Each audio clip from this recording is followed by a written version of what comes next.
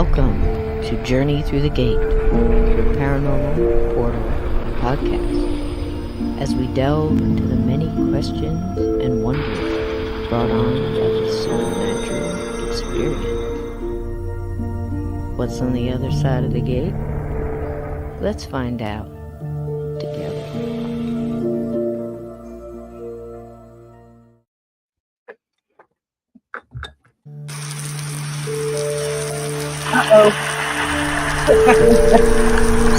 Oh my goodness, oh my goodness, oh my goodness. We're starting out already. Hello, gatekeepers. Welcome aboard the Hot Mess Express. And it's so good to see y'all in here on Common Belief. And Sarah, good morning, Sarah. What time is it over there, sweetheart? Oh my goodness. I know it's so weird. Everybody, it's all dark here, and it's nighttime, and the night is just getting started. And it's almost impossible to imagine somebody just waking up now. You know, isn't that an odd thing? Time is such an odd concept, isn't it? Hello, Straw Dog. Hello. Hey, Cassie. Tails told in the dark. Vixen Doe. I believe you're the first one in, Vixen. How you doing, sweetheart? Hello, Scott. Welcome in. Scott's Life and nearly everybody else. That was funny. We have a wonderful guest tonight, and I'm looking very forward to speaking with her. I'm kind of doing it cold turkey. This is the first time we're meeting, but again, it's very much like with Lynn and so Monet and Brian and Steve and so many other people. The minute I heard her voice on an interview, I knew we were of the same tribe. So we're going to have a wonderful time tonight. So welcome in Vixen Doe and Sapphire Elf and everybody. Did I see Salvador in here? If I did, hello, dear. If not, Straw Dog. Hey, babe. Catheta, are you back, sweetie? All right. I think I got everybody. I'll catch you as we go through.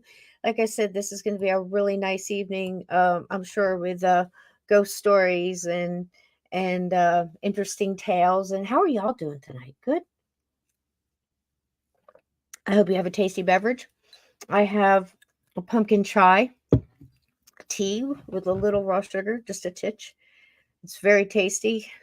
Fall is in the air. I don't know how it feels where you are, but the leaves in my backyard are just starting to turn red. And of course, we're facing another big old hurricane barreling down upon us. Maybe. Who knows? You never know what the future is going to bring. So, why not? You know what I mean? On top of everything else. So, you know what? We're going to have fun tonight. So, I hear the little pop here. If you can see me, hear me, Cyn, give me a little thumbs up. Are you ready, darling? She's ready. Okay, so I see her and she's shaking her head. So, with a lot of our guests that come in here through the gate and walk through with you wonderful gatekeepers out there, we always do a little introduction. And I have not gotten the chance to talk other than DMing and, all that stuff you kids do nowadays, instead of picking up the phone and talking, which I think is going to be neat because, again, like I said, I always have the disadvantage because I've listened to so many wonderful interviews with Cyn, and I know a little bit about her, but she doesn't realize what a part of this family surety is because she's one of us, I assure you. And to give you a little idea about that, with some of our guests, I do a little intro video, and you bet I did one for tonight. So I hope you guys enjoy it. And this is our little introduction to our wonderful guest this evening. So here we go.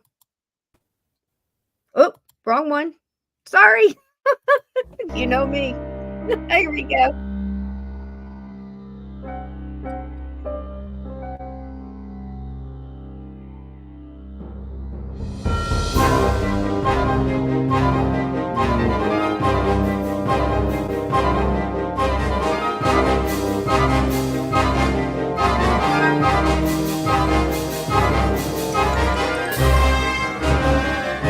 Love that.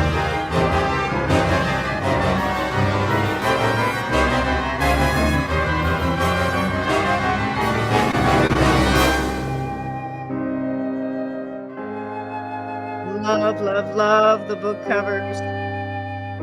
Beautiful.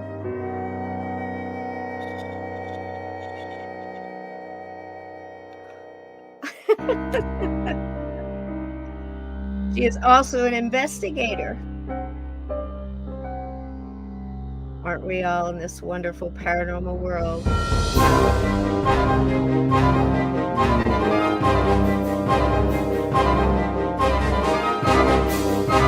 Please welcome.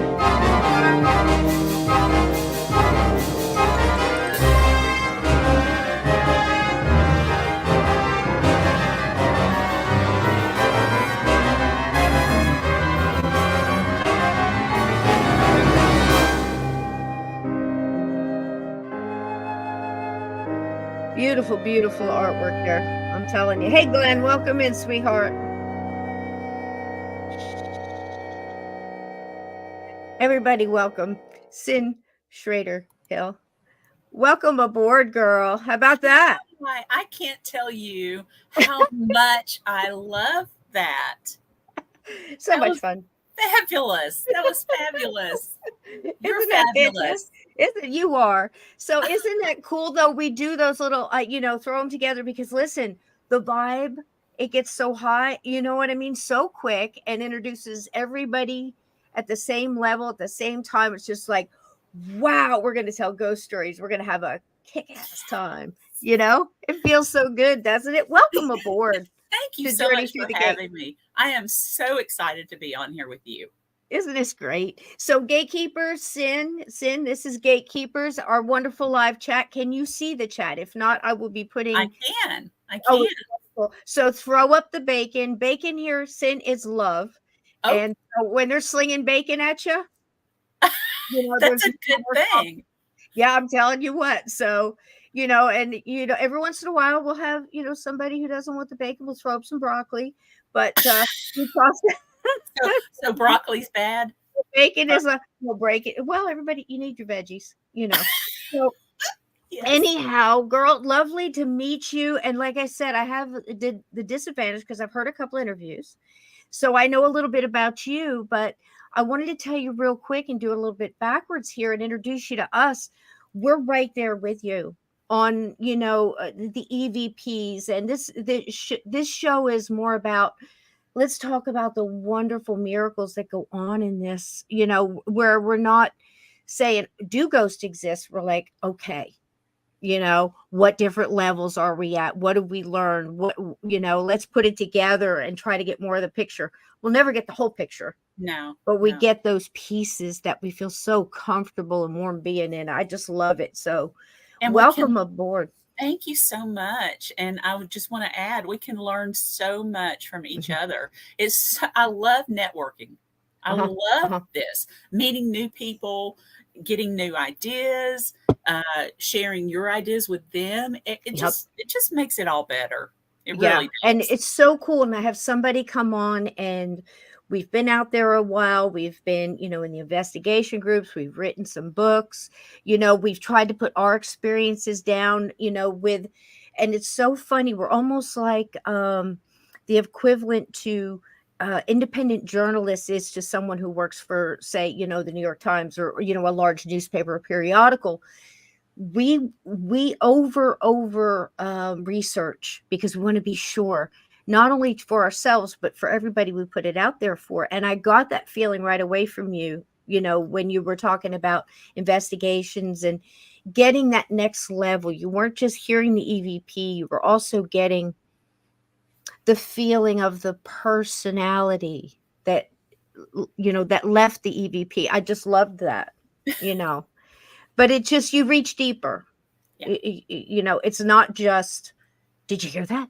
It's just that OCD in me. I just can't help it. It's just one of those things, and always been like that, and always wanted to figure out what the heck is going on, because I didn't know growing up. Things were happening all around me, and I didn't know what was going on. Is that what got you started? Because usually that's it. Usually it's either we've had an experience young in life, or we just inquisitive, take the magical walk. Most of us start digging early because we had an experience. Is that what happened to you? No, I tell you what happened to me. I was sensitive and did not understand that at all. Growing up in the Bible Belt, you were told, no, you don't believe in that kind of stuff, blah, blah, blah. My favorite movies are horror movies. Always have been, always will be. I love them. The more psychologically thrilling they are, the better for me. And I love them. I had a possession one on last night. Couldn't help it. Can't help myself. And yes, I watch them year round, not just around when it gets close to Halloween. But growing up, I was really quiet. You probably wouldn't expect that because I talk all the time now, and I just don't shut up. So if I get to talking too much, just say, okay, whoop. They're going to laugh because we said this in DM. She said that she talked a lot. She was worried she was going to talk too much. And I said, you haven't met me yet. We'll My chat knows I can't shut up. I could go on 4 or 5 hours straight just talking, not even take a breath, because we get excited. People don't realize it's the adrenaline. It's the adrenaline. And I have a friend, Lynn, comes on sometimes co-hosting, and we get together and people don't realize the energy over electronics. It flows and we pick it up and that vibration gets high and the adrenaline. We're just excited. So and everything gets faster and faster, and your voices get faster, and your talking gets faster, and you can't help it. And before you know it, you blink and it's been 2 hours, and you're exhausted, and it's wonderful. But it's wonderful. It's like meeting a family you didn't know you had, Absolutely. And you just get so excited. You get so excited. So forgive us, but just jump on the train with us, ride in the bar car or get up front or hang on the back of the caboose. Either way, we're going for a ride. Either way. So you had abilities young. But I didn't know that. Just sensitive. I was just sensitive. I'm not a medium. Right. I we all have something. We all got something. Yeah, everybody's got something. But I grew up in an old house. This house was built in the 1800s. It was moved to the present position about a block away on logs. They rolled it down the hill on logs. Yes, I've heard this. Yes. Reset, wow. Yeah. And then added onto it. It had when they first moved it down there, they had what was called a dog run. And what a dog run is like a breezeway through the middle of the house. And you've got one side that would have the kitchen or whatever, and then the other side might have bedrooms, different, living room, whatever, but there was a dog run in the middle. And anyway, years later, they of course blocked that in, and the dog run was no more. It was part of the house. So I grew up there. It was always a strange place. You just feel kind of weird if you were by yourself. I developed severe anxiety problems and had panic attacks really bad. So I had my first one when I was 10 years old. Never forget it. It was Halloween night. It was my first stay over on a Halloween night. And I was so excited, but I was sad too, because I wasn't getting to go trick-or-treating with my family. That stinks. But I know. Anyway, it was fine. We were a bunch of girls running around, sugared up on Coca-Cola, Krispy Kreme donuts, wow. Yeah. Running around. And I remember everything got too loud, too bright, and too much. And my heart was racing. I ended up on the floor, not knowing what was going on, had no idea what was going on. And, that's when the veil is really thin. True. It's all that time of the year. And plus with all the sugar and all of the excitement of those extra girls in the room, I was taking on their excitement on top of mine. I didn't know that. I had no clue. Yeah. And so you overloaded. Woo, it was you awful. Overloaded. Yep. It was, but the thing I remember, and I'll never ever forget it. And I actually brought this up to her a couple of years ago. My best friend was Sharon. Sharon comes up to me. I'm on the floor, and she says, "Has anything like this ever happened to you?" And I said, "No." And she goes, "Oh no!" And I heard in my head, "Dun dun dun." Yeah. Ominous. I was dying. Yeah. I was dying. Uh-huh. I'm 10 years old and I'm dying. Yeah. Well, obviously, that's not what it was. It was a panic attack, but I didn't Yeah. find out what that was until my teenage years, late teenage years. Mm. So it was Mm. horrible. Mm. I would be driving somewhere and the traffic, I was The, taking on people's energy. the I could anxiety. Oh gosh, people don't get it. Same here. Same here. People don't get it, guys. This is Steve Stockton, another friend of the show, comes on all the time. We tell everybody about this, where you go into a diner, you're walking by, they're getting a divorce, severe depression, this one over here can't pay, some kind of bad boyfriend. As you're walking by, you're picking this up, maybe some illness, every bit of it. infirmity. And I think sometimes like Walmarts and diners and things like this are worse than hospitals even. I think And I so can't too. explain that. I can't explain. And I think there must be a lot of prayer in hospital, whether it be, again, has nothing to do with religion, in my opinion. It's more spiritual. It's the energy put out by the loved ones and even Mhm. the nursing staff and things like that. um, I've got so many stories about hospitals that I could tell you where it actually made a difference. A real quick one, and see what you think about this real quick. A mom is sitting in what they have sometimes like a little chapel prayer room, whatever. They were overloaded. They threw a little cot up there for a mom who had a young girl in ICU. She needed sleep. So she's in there and it's this prayer room. Well, she feels real good when she's there. Anyway, she goes in to see her little girl, and she every time she goes into the little girl's room, she sees this dark kind of cloud in the room that just scatters when she comes in. So she finally decides that every time she leaves and comes back, the little girl is fine. That's why she leaves to take a quick nap, comes back and she's down again. That's it. She grabs up the little girl, takes her in the prayer room with her, and as she's in the room, she can see the cloud forming like a denser figure outside of the door but will not come in.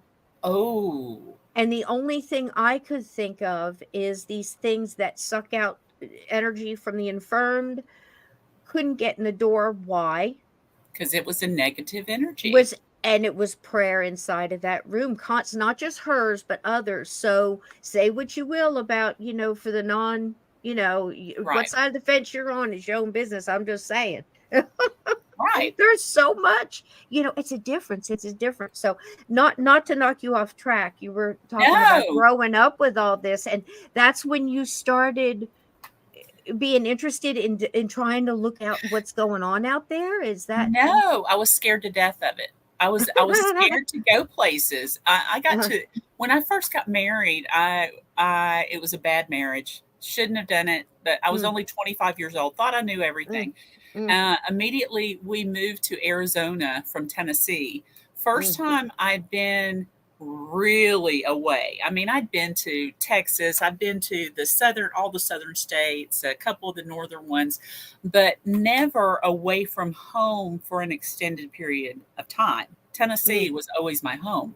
And moved out there and everything changed. I found out that my husband was alcoholic. I found mm, out that he really didn't care about me. He didn't care uh-huh. what happened to me.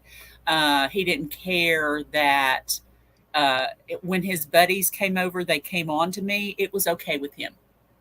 It's Mm, just for tonight. No, that's not how I was brought up. mm, mm, I can't deal with that. So mm, um, that pushed me deeper into a shell and made the anxiety, depression, everything worse. And we went from there. He got his wings, and we went to California for a few months. After that, he was going to have to go to survival training in Florida, I believe for a month, and Homestead, Florida. And I said, okay, well, I'm going to go stay with mom and dad for a month instead of staying with his mother and father. I mm, mean, to me, that was just the logical thing to do. I hadn't seen them more than twice in 2 years, and I miss my mom and dad. mhm, So, that him being controlling Mm, he couldn't handle it. mm. And I actually put my foot down and Good said, for no, you. I'm going. And went home, and it wasn't, he got called to the Gulf War. And within a month, he sent divorce papers to me that I defied him, Hmm. and he wasn't going to take that. So, it was one of those crazy things. Mm, But once I got away and went to therapy and started hmm. talking about some of this stuff, I hadn't told anybody any of the stuff that had happened. Once I got some of it out, people would just look at me with their mouths open, like, I can't believe you even went through that. I Hmm. can't. Hmm. Why? Why didn't you say anything? I didn't know I was supposed to. Hmm. I thought I was supposed to keep everything inside. More panic attacks, all that kind of stuff. So anyway, But you're trying to fast. trap all that energy. You have to find an outlet for this. I'm surprised you weren't creating poltergeists all over everywhere you went. You know You what I mean? know, Just with the the only expelled thing energy is what I mean. You know what I mean? exactly, and I don't know either. But I will say that the only thing that kept me sane was I had both my cats with me. I had brought my cats with me across country. Once we got to California, though, we had to live in on base housing. Hmm. We did in Arizona, but pets were allowed. In California, not on that base. So I had to ship my babies back from the Pacific to Tennessee by To your mom and plane. dad. Yeah, and mom picked them up in Huntsville, Alabama, or Nashville. I can't remember which, but Huntsville. I, you know, I left the army in Redstone Arsenal oh out of wow, Huntsville. I lived in Huntsville, Tony, Madison. You know where I'm talking about? I'm I'm a 30 minutes above it. I lived there for 20, 25 years. I miss it terrible. I left there and came back up to New Jersey. Left New Jersey, went in the army, wound up in Alabama. And then from Alabama, came back to New Jersey. Now I'm going, I mean, people don't realize what a beautiful place Huntsville. Guys, you don't realize it is like number 3 in the in the most cosmopolitan cities in America, It's and people don't crazy realize it. room, Everybody still has this barefoot cornfield and front porch, and right? you know what? And I'm telling you, just like any place else, states are mixed. You can find old places, rural places in Oh yeah. Alabama, Tennessee for sure. But man, nothing had it like Huntsville. Everything was new. Everything, the roads, they know what they're. I'm telling you. You wouldn't D- recognize it now. It's Oh, gotten I so bet. big. It's Oh gotten yeah, so big. honey. When I lived in Tony, there was nothing out there. Really? Do you know where I'm talking? Yeah. Right on the Yes. line, between Tennessee and Alabama state line, Elkwood Section Road. So you can go across and go to Athens or Hazel Green. Those are your choices, or cows. And I say that with love because Yeah. you know, and that's when I was there. There was nothing, and now I hear there's a Publix like every a Oh mile yeah. or something, and oh geez, I Uh, can't. How fast? How fast? it's crazy. I Yeah. mean, Huntsville, Hazel Green, and Uh huh. Meridianville Uh huh. have just grown together. No. Yes. And Wow. then from where I live in Lincoln County, and I don't Okay. live in Fayetteville where I was born. I live in Hmm. Flintville where my dad was born. So Hmm. that's 15 minutes away, but still in the county. I Hmm. can get to Huntsville less than 30 minutes. It's not a problem. I know all that. We did pool in ground pool, so I've been up there. I remember before before the Toyota plant, before the Saturn plant in Columbia. That's when I was up there, and they were talking about, and that's when I was there, that's when they were building that, and everybody went to go try to work for you know what I mean. And there was nothing up there, and all of a sudden, Toyota plant. Hmm. But Yeah, I mean, I kid you not. You want to talk about fast construction? Southern boys can build some shit. Let me I'm tell you. telling you. You blink, you go by on a Monday, all of a sudden you see them clearing land. By Friday afternoon, they got walls up. Yes. I'm not kidding, am I? It No, was an it's crazy. amazing thing. And then you come up north, and it's 6 months, and they don't even have the opening to the bridge going up yet. And you wonder, I mean, it's true. Is it true? You know, Yeah. Yeah. it's true. But it's funny. So I just say all that because I think the South takes a lot of, here and there. I think everybody does. Every state's I got think its so stuff. too. Yeah. But, I just want to give it homage because, people just don't realize. I mean, we used to go, I remember the Von Braun Civic Center. I'm telling you, the art museums and the downtown and the restaurants, everything. Don't you cut the South short now. Come on. No, you got to I come mean, back down. Listen, when yeah. you come back down, we'll go down there, have dinner. We'll have lunch somewhere, and then we'll have to have dinner somewhere else because you won't believe some of the restaurants now. I just won't. Yeah, I just won't. I'll There's tell a you what. chocolate I'll cafe. take you by for dessert. I'll take you by and show you down Elkwood Section Road where I saw the baby Bigfoot. Oh, You have had to have seen some stuff out there in the woods all the time you've been out there. I Now, have not. Have you seen some weird stuff?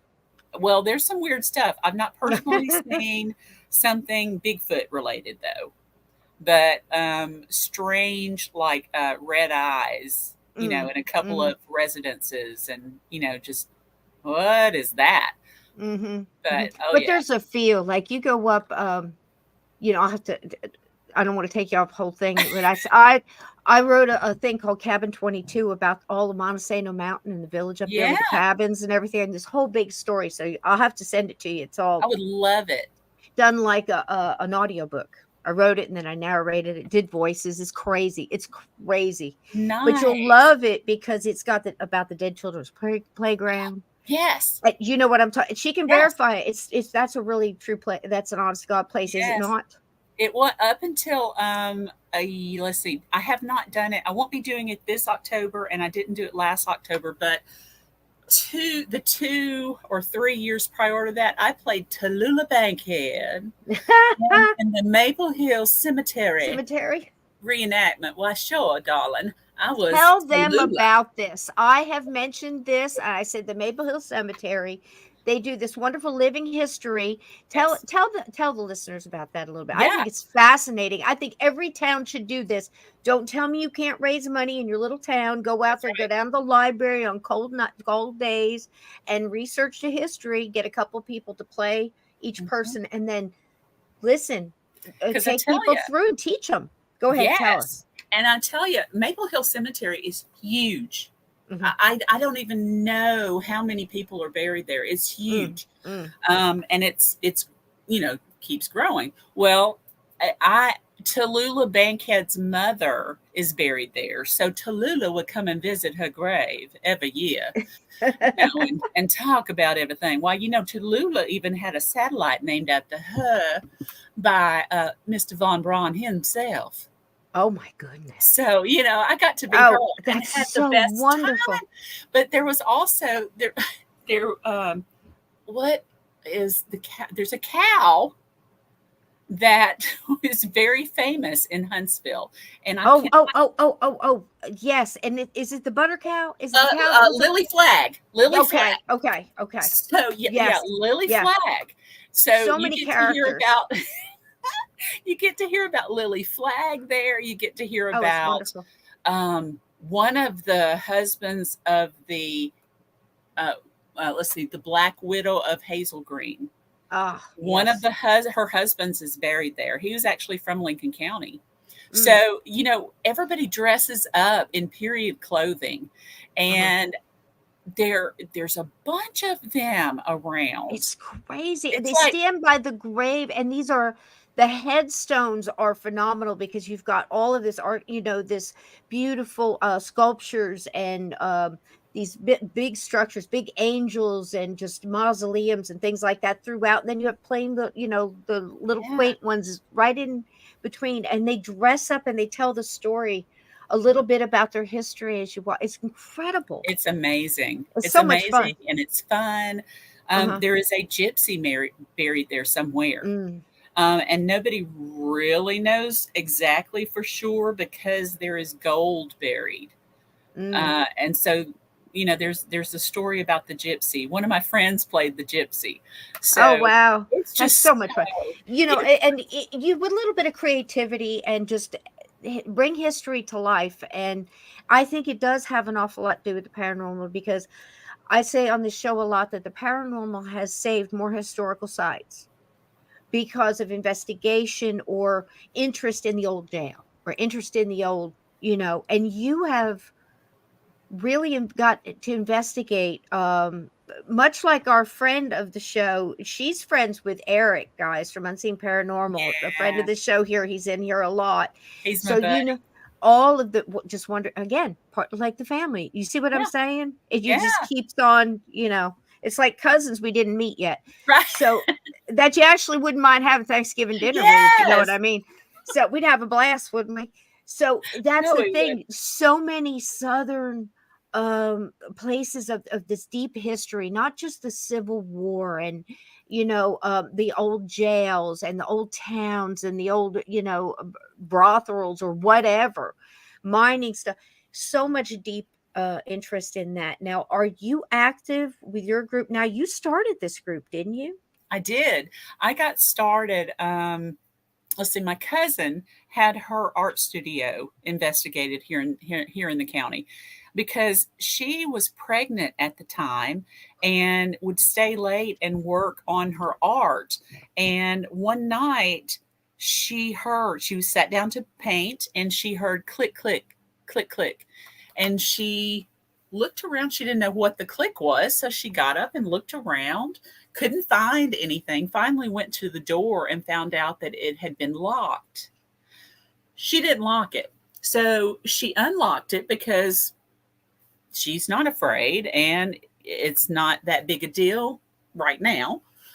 So she unlocked it because she wasn't going to be there much longer. She went back to paint and she heard click, click.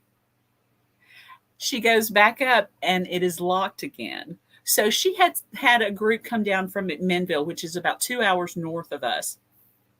And they found out that she had a little old man that had owned the store years and years ago, that was looking out for her as a pregnant woman because she should not be out after dark without an escort. See, That side of the square was known to be nothing but brothels. And if you were a woman, you were with an escort or it was not a good thing. So I got the same group to come down. They investigated my mom and dad's old store. We had lost my dad. This was 2013. We lost my dad 2001, at the end of September, after 9/11 had happened. So it was that month. Nothing to do with 9/11, but I was a daddy's girl and that hurt. It was unexpected. He died in his sleep, massive heart attack. It was just one of those things. It's just something you just don't get over. So it took a while, but I wanted to see if my dad was still there. My sister and mom tried to keep the store running. Auto parts store run by two women in a small town with Walmart, O'Reilly's, Advanced, and all of them. It just not gonna make it. That's test of all tests, if you ask me. Yeah. That's so rough. That's hard. They ended up keeping it alive for 2 more years and decided, God bless them. okay, yeah, I mean, uphill both ways, barefoot.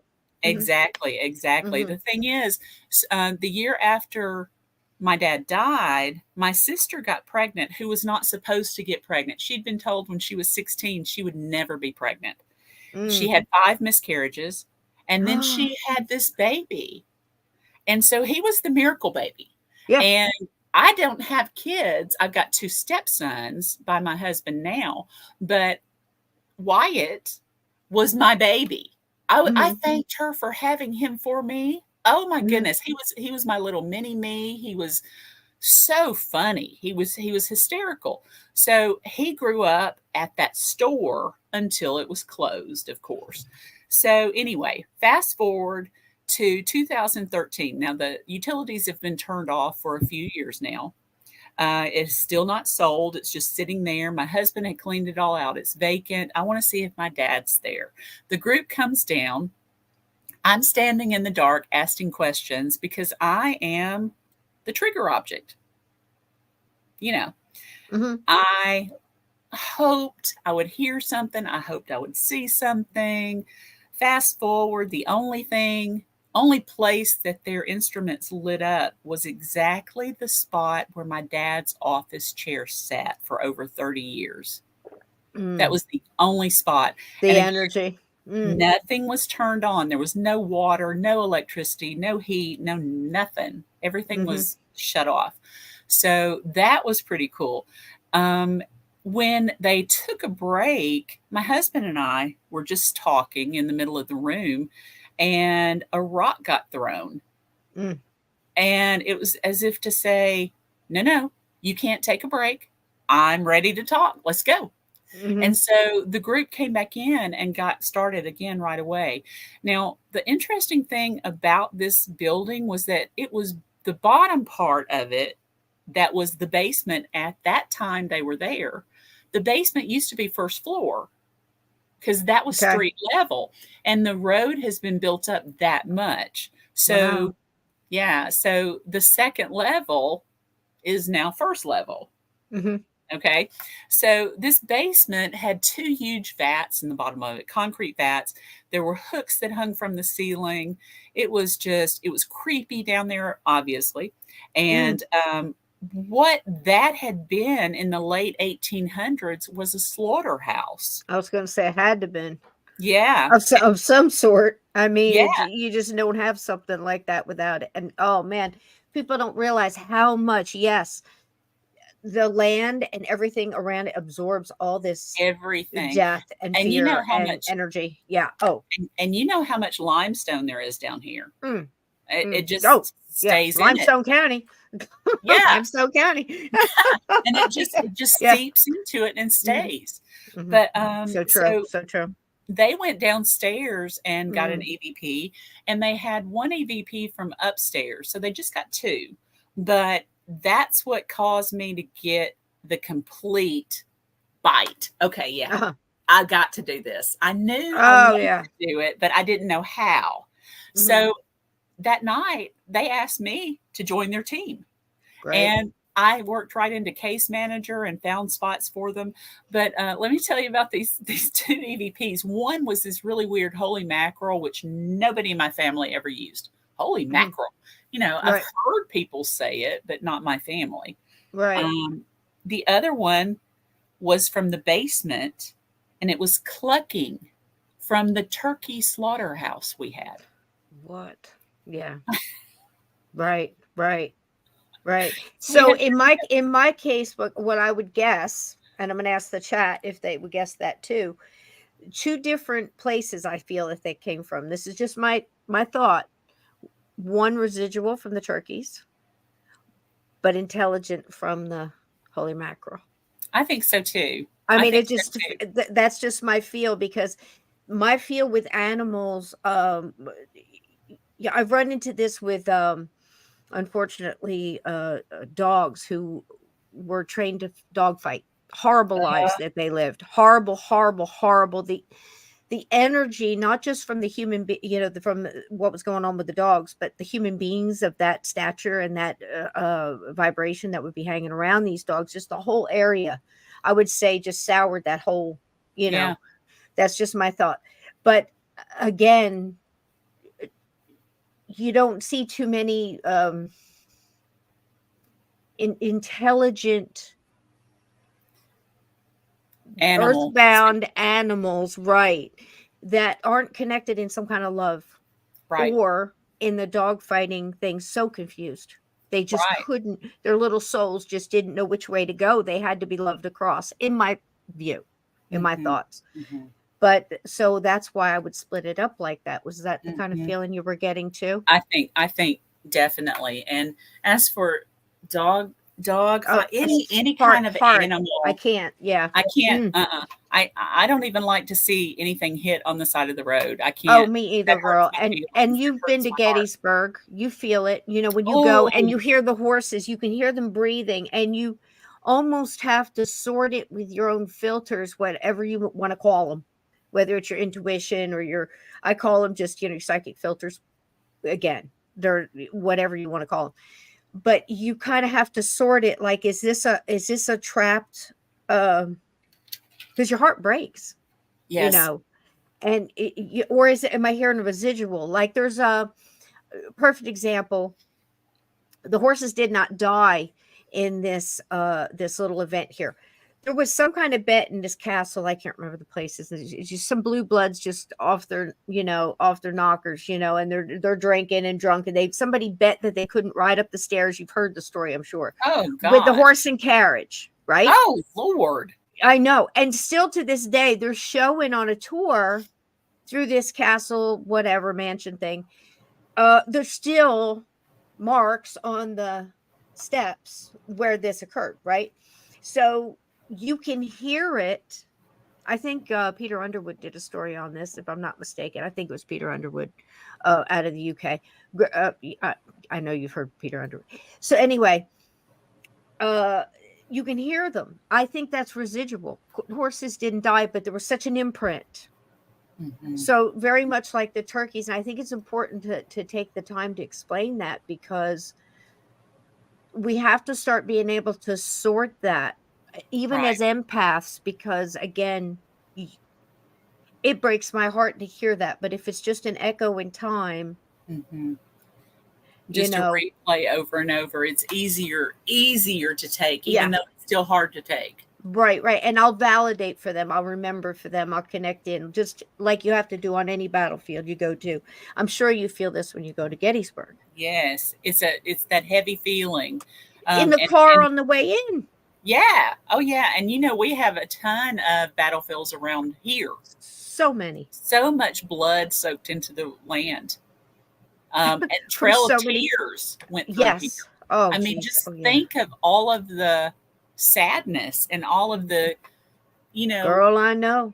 And that's one thing also in Huntsville. They'll do the Trail of Tears, and they used to have I don't know how many bikes the last time I counted when I was there.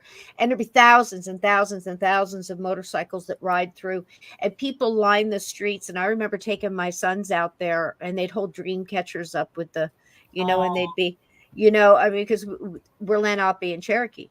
So, just to remember the things that happen. But again, you can't put your foot on any spot that hasn't been through something going back how far. That's not going to put an imprint or a mark on the atmosphere.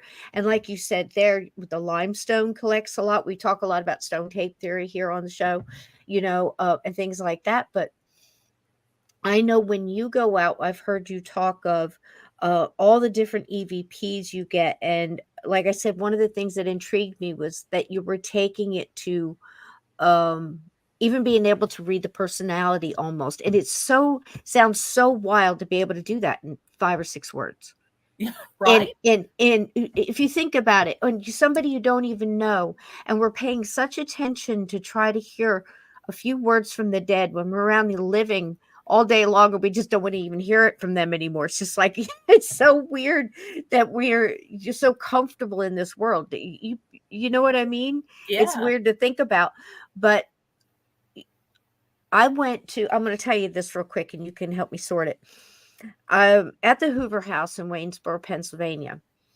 And it's one of those very energized nights, because it's like, when you get together and everybody they're on, they're in their element, and they're either equipment, or they're sensitive or medium or historian, or so many people together. Mm-hmm. So we're going all through this wonderful 200-year-old house, and we're down in the basement where of course was a speakeasy with an exit out the back, kind of hidden to escape out the back in the basement. Yeah. One of these places, it's got several spirits that are kind of hanging. Mm-hmm. One of them has been photographed as almost I would say a very dense shadow figure, but very somewhat defined in that you see extremities, and you can see the neck and the head and the arms move, and the legs. It's not just a mass, if you feel me. Mm-hmm. But even though he's dark, he's not emanating evil vibrations. There's several others, and 2 guides that are supposedly old bootleggers. There was also gambling and things that went on down there. So now we all go down as a group, and it's like that when musicians they get together on a jam night, everybody's in their element, and everything's flowing, And I'm sitting in the chair, and one of the we're going around, and everybody's kind of putting down their protection, their beginnings, what they like to open with, which is great because everybody's energy goes out and just it's beautiful. And my friend is talking about to the spirits around, you can trust us. No one's here to hurt you. Read our intent, that kind of thing. Very cool. And all of a sudden I get this in my head. Trust. I'll show you what happened when I trusted. Oh no. Bam! Right in the set. I can't explain it. It wasn't outside in. It was here. It was here. Mm-hmm. All of a sudden I start getting this squeezing in my throat. Not outside in. Not like this. Almost inside. It was weird. Mm-hmm. But the whole time I'm getting this weird calm, and I'm paying attention. I don't know how. I don't take something helped me do this because I'm seeing it through her mind. She's looking at this guy, trusted him, and he's the one that's choking her. Oh, Lord. And taking her out. You see what I'm saying? And I'm feeling when she went through surprise, sadness, disbelief, processing. Oh my God, I can't breathe. This kind of stuff, right? Mm-hmm. I hold up my hand because I've got all these big guys, cameras, and I'm like, no, just let her finish. I know it's weird, but somehow something helped me do this. It was important. Mm-hmm. And I also got across the room. I don't know much about equipment, so I have funny names for this stuff. You'll understand. I don't know what the obulus and the thing with the stick figures that dance and all that. I don't know. You know what I mean? And the thing that what that thing. So anyway, they're each have their thing, and one says Allie. Her name is Allie, and I'm like, no. Her name is Alice Sunshine. What you call her? And I'm hearing this.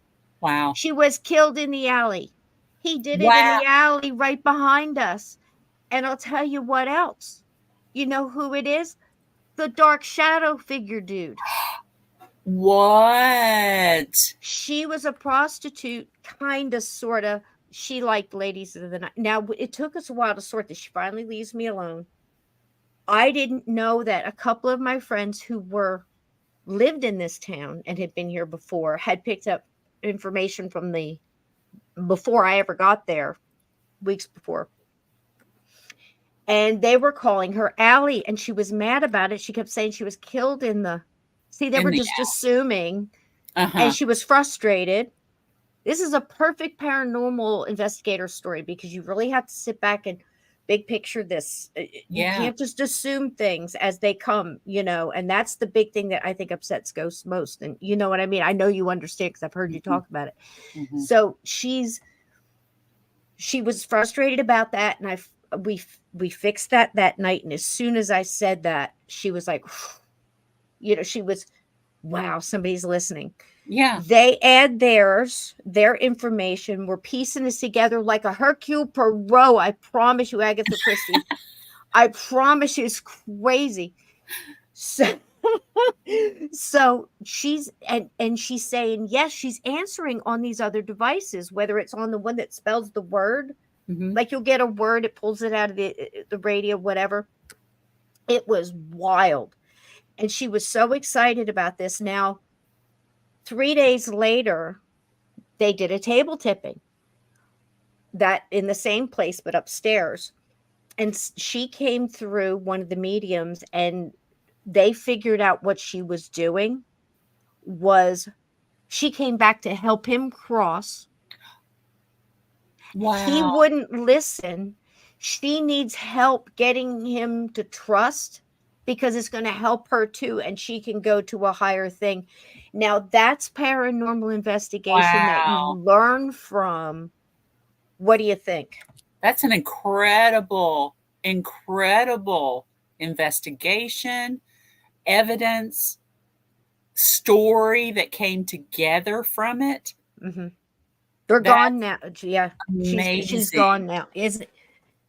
This is what we're in it for, Yeah. because it's the history. It's this one little spot in the middle of, Pennsylvania. And, once you start doing that too, I feel that once you're in a group that's, it's like a band Yeah. that plays well together.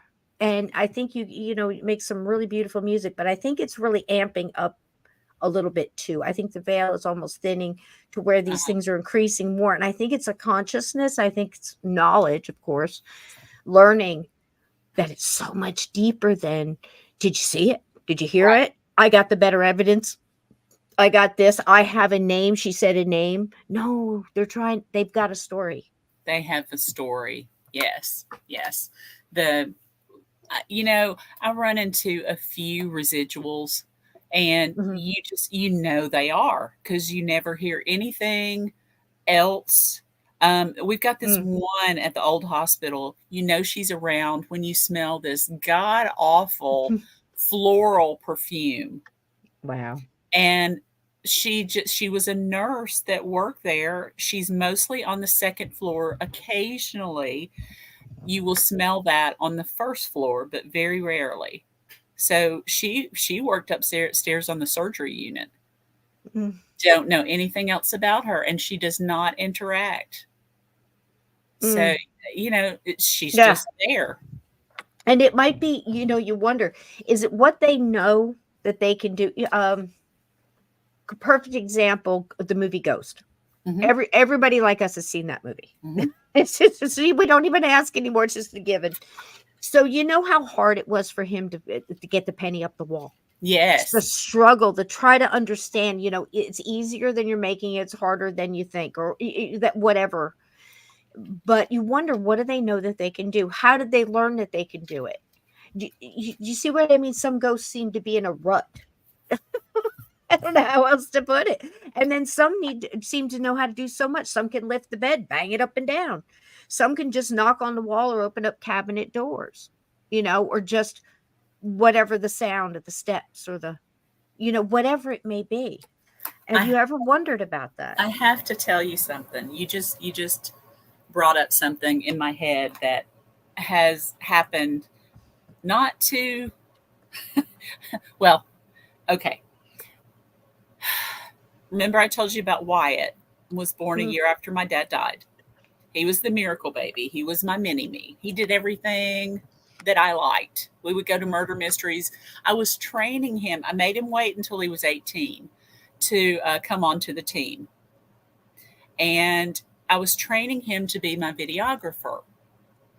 He mhm, went on a couple of investigations and did different things with me. I was training him about all of it. mhm, And he had heard me say over and over, and heard Sean, the co founder, say, "We've got the recorder going. If you can just get close to that little red light and talk as loud as you can, tell us anything you want us to know."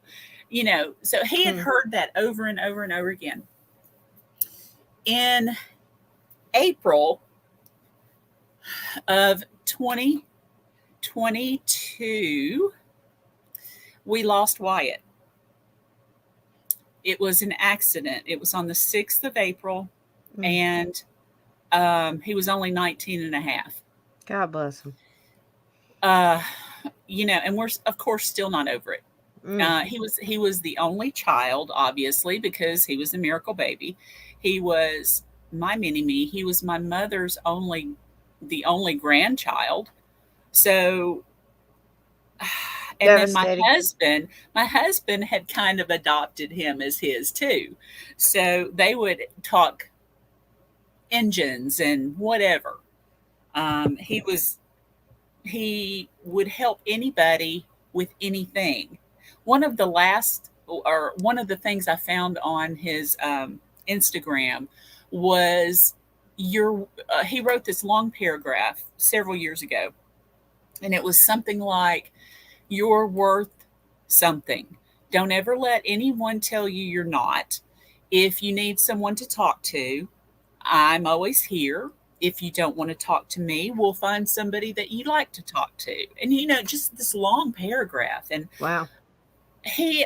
after he died, I had at least 3 come up to me and say, he saved me from suicide. He actually saved me from killing myself. And so he was just a good kid. Fast forward, and I'm begging for a sign from him. He's appeared to my sister, obviously, because it was those two together.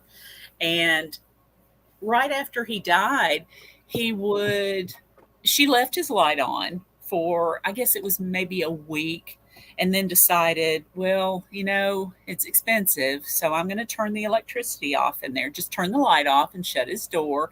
And she wanted to shut his door to hold the scent in. Yeah. I can understand. Yeah, and keep everything in his room exactly the way it was. And that way she could go back in time anytime she wanted to.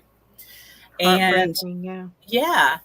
And understandable, though. I mean, the T-shirt, the under your pillow. I mean, come on, lady. Come on. Yeah, absolutely. So many of us, from pets to, somebody that's missing, or, understandable. Absolutely. Human beings, we find little ways to get through. Wyatt was really good with electronics, computers, phones, just anything. He was an unbelievable musician. He could pick any song. One of his favorites was Simple Man. He would play that. He would play Fade to Black by Metallica. I'm smiling because I have sons, and it's Simple Man. And right before you said it, I heard Simple Man, and then it came out of your mouth. So there's some kind of a... There's a connection here. There's a connection. Just saying. Yeah. It's validation for both of us, kind of. Exactly.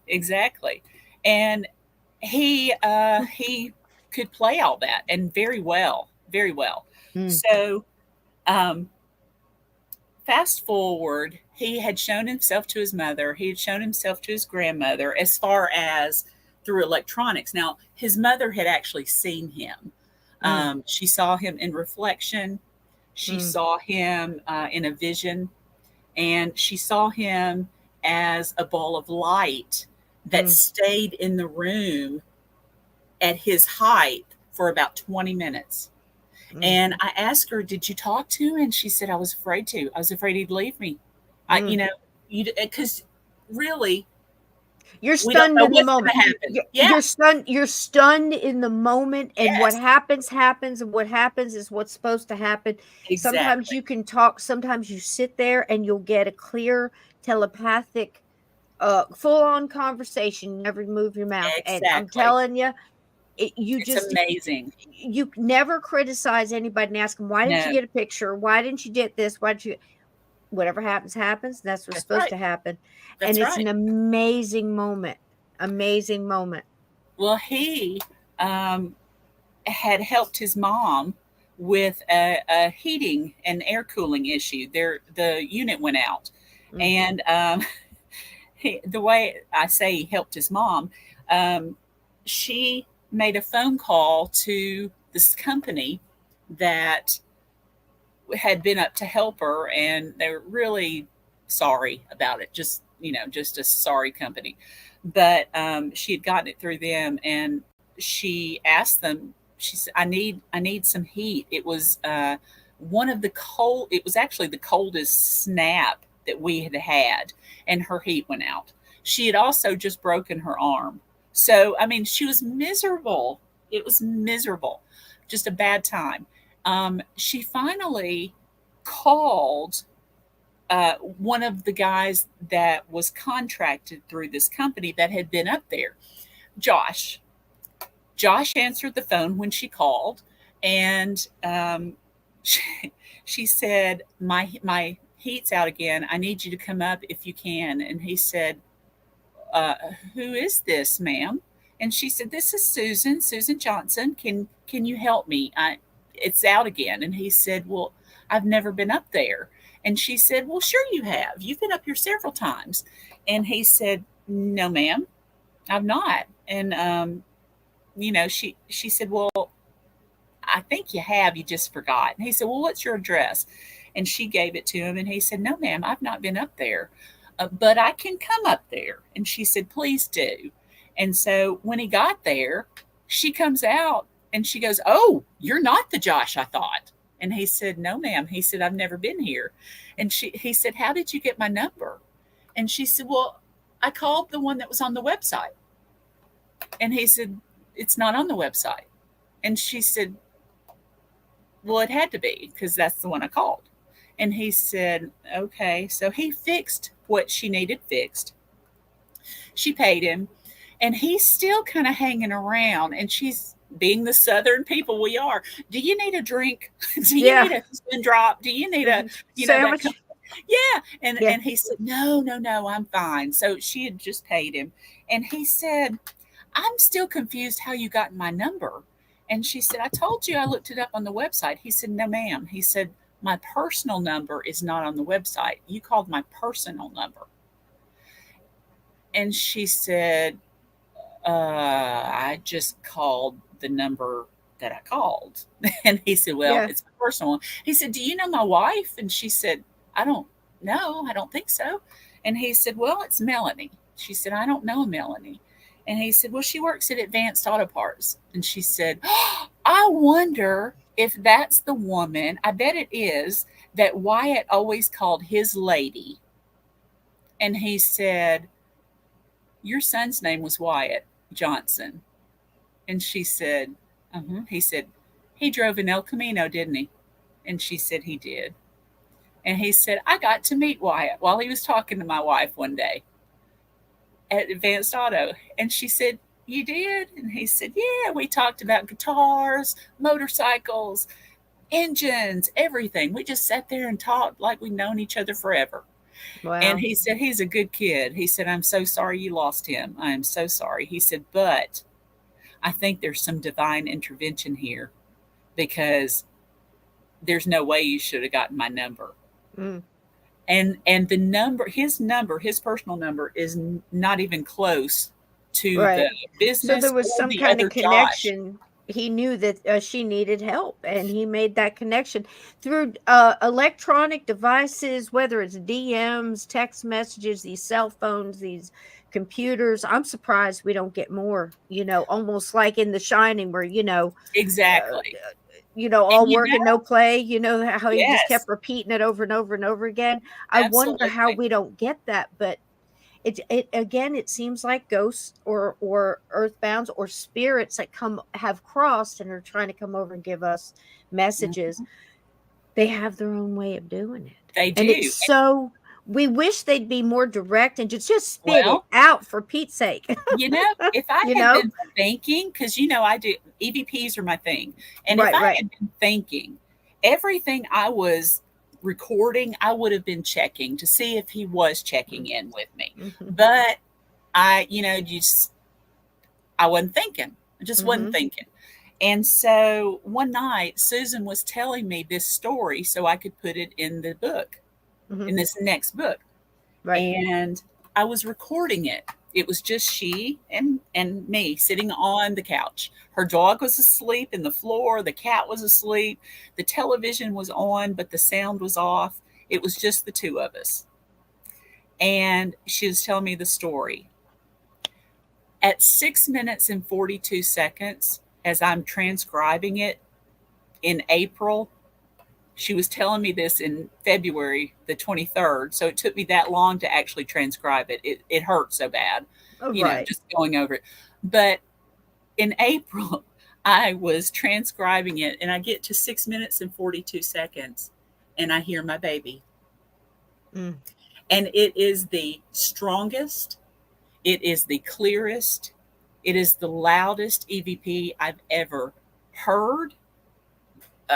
For sure ever gotten, but I was telling Mike on the podcast when I played it for him, one of the clip nights, and he said, Cyn, he said, I'm sorry, but he said, I'm going to be honest with you. He said, people are going to think that's fake.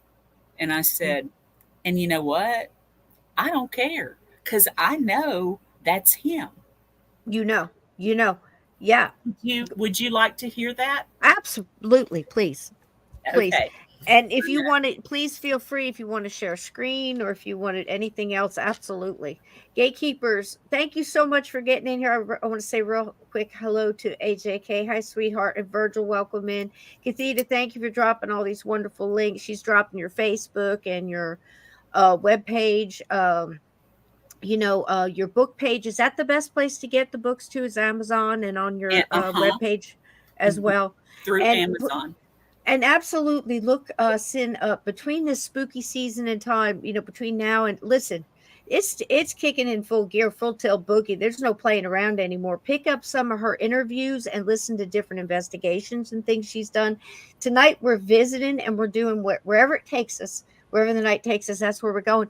There's a wealth of information, like you said when you came in, all of us together, investigators, and we're getting to that next level where we're understanding, Cyn, that it's so connected and there's so much more to it, like much like the lady who took me in the basement. Yeah. If we just jumped to conclusions, we'd have missed all of that. That's right. I've had young gentlemen come in and maybe chose the wrong path on the way out, you know what I mean, and come back given the choice to cross over as is, let's just put it that way, or come back and help a couple people Right. that might be going down the same path and maybe be able to mess around or just get involved enough, whatever their ability may be, to help them maybe make better choices, and it helps them lift. We're learning all of these wonderful things, and also for you to be getting this EVP at the time you did. Yes. I just wish I had checked earlier. I Right. have it on my phone. But I think it's because of love. I think it's because it's the strongest energy, and it rode in on that. So I'll shut up, but that's what I'm getting. It rode in on love. You're going to hear my sister talking, telling me this story that I just told you. And then you're going to hear 2 clicks that we didn't do. We didn't hear it at the time. It was Wyatt. So, and then you'll hear Wyatt say something, and it's clear. Let's just hear. Yeah. Wow. It's the energy is so cool. Go ahead. Are you ready? Yep. And I said, yeah. And then he said that. Then he said, did you hear it? He said, did you hear that? Yes. Click, click. He said, like, did you hear that? Yes. And he has a little tune on there. Like, did you hear that? Like he was trying to, he was smiling. He had like a little, he had a little personality in there. He was smiling when he said it. He was, because, if I had just been thinking, I would have been checking a long time. And then he said, my wife's name is Melanie. And I think he was trying to say, well, do you know my wife? Maybe she gave you my number. I might have taken it back too far. He said she works down at Banks Auto. I took it back too far. Hang on. I'm sorry. And, it's okay. It's okay. She is said, telling the story. She's telling the story. Yeah. Uh-huh. Then Josh said, he said, your son's name was Wyatt, and he drove an El Camino. And I said, yeah. And then he said, you hear that? Then he said, yeah. God bless him. That's my baby. Yeah, but it's again, this is just wild because that's one of the first things I picked up with you, like I said. And, like I said, I get excited and it's hard to just sort all the words and everything, get it all out there. But basically, you pick up on the personality and the feel of what they're portraying. In just a few words. Yeah. Example, and I'll say, you'll understand why I get excited about this. We go to Gettysburg, and it's my son and I. We're down there for the Gettysburg Bash, okay, and 3 days of paranormal, wonderful, okay. So it's like almost 1 o'clock in the morning, and all my wonderful friends and everything are picking up these things. Something down the hall of the one of the hotels. I won't say the name. that we had this in a quick, and it's very quiet, and all the little groups are splitting up, going back to the rooms and everything, but we're still talking about this. And I said, well, I'll go down there with the recorder, and I'll do a little quick session, see if I feel anything, and I'll let you know tomorrow what I pick up, because I didn't want to go down there with a bunch of people, because Yeah. that's not when it's done. It's got to be quiet. So my son went with me.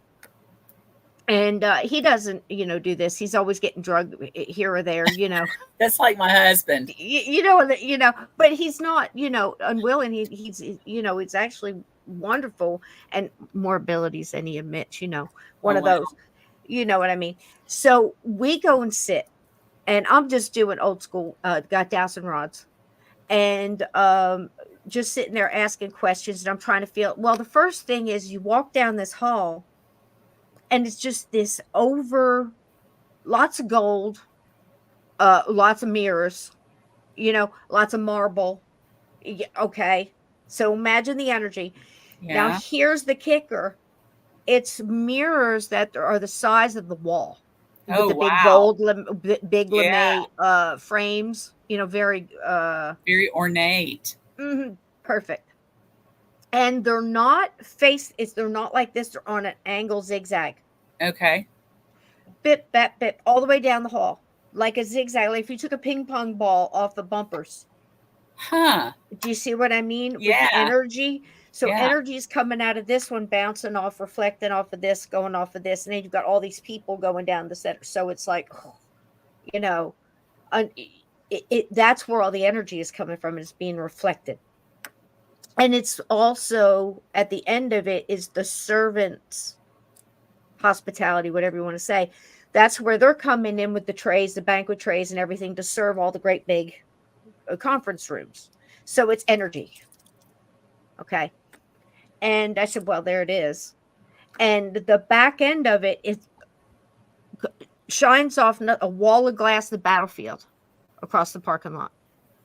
So there you go. Mm-hmm. So we sit down, and I've got the dowsing rods, and I'm feeling this, and I'm picking up something right behind me, female, young,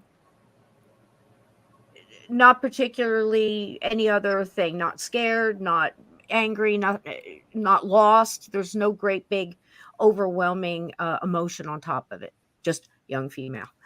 And I ask, are you here with someone, attached to someone working, someone staying at the hotel, whatever? Not getting anything. I'm waiting. And my son, unbeknownst to me, I've got my eyes closed and just concentrate, or when I'm opening them, I'm looking at dowsing rods. He's got the recorder. First EVP ever took. And you hear two distinctive answers. No. A different inflection of two different young girls with kind of like they're thinking about it. Oh. No. Yeah. Do you feel stuck? And you can hear the inflection, and it was just two different syllables. You could tell it was two different energies. Wow. And they sounded from where the phone was exactly where I had been feeling them. Incredible stuff. How could you ever get tired of this subject? How could you ever learn any of it, let alone all of it? And it's crazy. There's so much to learn. And I don't think we'll ever learn it. But that's just it. But it's so fun. It's some of these spirits, though, have the best senses of humor. Oh, true. They're so funny. And one of the best EVPs, one of my favorite EVPs I've ever gotten, was at a residential. Yeah. And you might have heard me tell this one before. I don't know. But I felt something near me. I couldn't see what it was. I thought it was a man. And I said, follow me. I'm taking pictures. So it was before we sat down to do any kind of spirit box or dowsing or anything like that. We were taking pictures and getting a lay of the land, just walking around. So I was inside taking pictures, and I'd go, come with me. And about the third time I said, come with me, the EVP I got later on review was this little curmudgeon-y little old man that said, I've got better things to do than to follow you around all night. I love it. I love it. This is the thing. I think ghosts can do this all the time. They choose not to. I think a lot of them. I don't want to put all of them in a box because, gosh, we've been doing that for centuries ago. Like, ghosts can't hurt you, and ghosts can't do that. Like, how do you know? It's as individual as the ghost, and it takes time to just like, you know what? Don't put these. Try to put everything in this tight file cabinet because you're missing so much if you just let it happen. And I think like you and I probably gotten to that stage where we're just like, wow, it's so much bigger than we thought. It's so cool. Well, just think about how many personalities we have among us. I mean, why would you lose your personality when you die? That's so true. I mean, and especially if you haven't crossed yet and you still have all the earthly burdens, you still have all of that, whatever it was. I have a friend, Pam Locke, and she comes in and says, there's a line. Now, just imagine this imaginary line, and everything above that line is positive thoughts, laughter, fun, love, all the good high emotions. Mm-hmm. Anything below the line, you start getting darker and darker and darker, regret, jealousy, hate, whatever. Right. The lower hanging emotions. Lower vibrations. These are the things that hold you back. And it could be any sort. It could be any recipe you want to put together of those things, mixed with regret and loss of love and just unfinished business, anything that your random Saturday afternoon at the Walmart. Imagine you're walking about now, everybody's dead. No, I mean, just imagine, because there are places you walk through like Gettysburg, Fredericksburg, name it. Name your battleground, name your home, name your Alcatraz. home. Yeah. Hospitals, nursing homes, orphanages, brothels, Kmarts, Kmarts. Yeah. Just McDonald's. Anywhere. The woods. I mean, people think all the time things that aggravate you at this point, and we just chuckle at them at this point. I know you do too. Where people say it's a new house. I don't understand why it could be haunted. Bless your heart. Bless your heart. Am I right? I'm so glad bless you your that. Heart, honey. Well, bless your heart. Oh my God in heaven. Just okay. So that's where we're starting. That's where we're starting. Okay. I had to bless somebody's heart the other day because she sent me a video, 3 videos that she had taken from her outside camera. She was worried. She didn't know what it was. They just moved into this house. They had lived in Huntsville for a while, out of state before that. And then she moved into this county and things were happening. She didn't know what it was. And so it looked odd to me, and I kept watching it going, it's got too much of a pattern to it. What is going on? And I wrote back, I think that's a drone. And she said, a drone? Why would a drone be on my back porch? And I said, well, I mean, Peeping Toms. Everybody's got drones now. And she said, in this little town? And got mad at me. Oh, geez. And all I said was, you're not from here, are you? Yeah. Bless her heart. Bless your heart. Bless your heart. Yeah, I didn't think about that, but that's definitely, I thought about drones when they came out. I went, okay, now all the perverts are going to be flying over the girls with getting suntans on the roof. And, again, I can't say anything about that because when I was in Ocean Grove, I was a teenager and we had crawled out the window, used to go on the roof.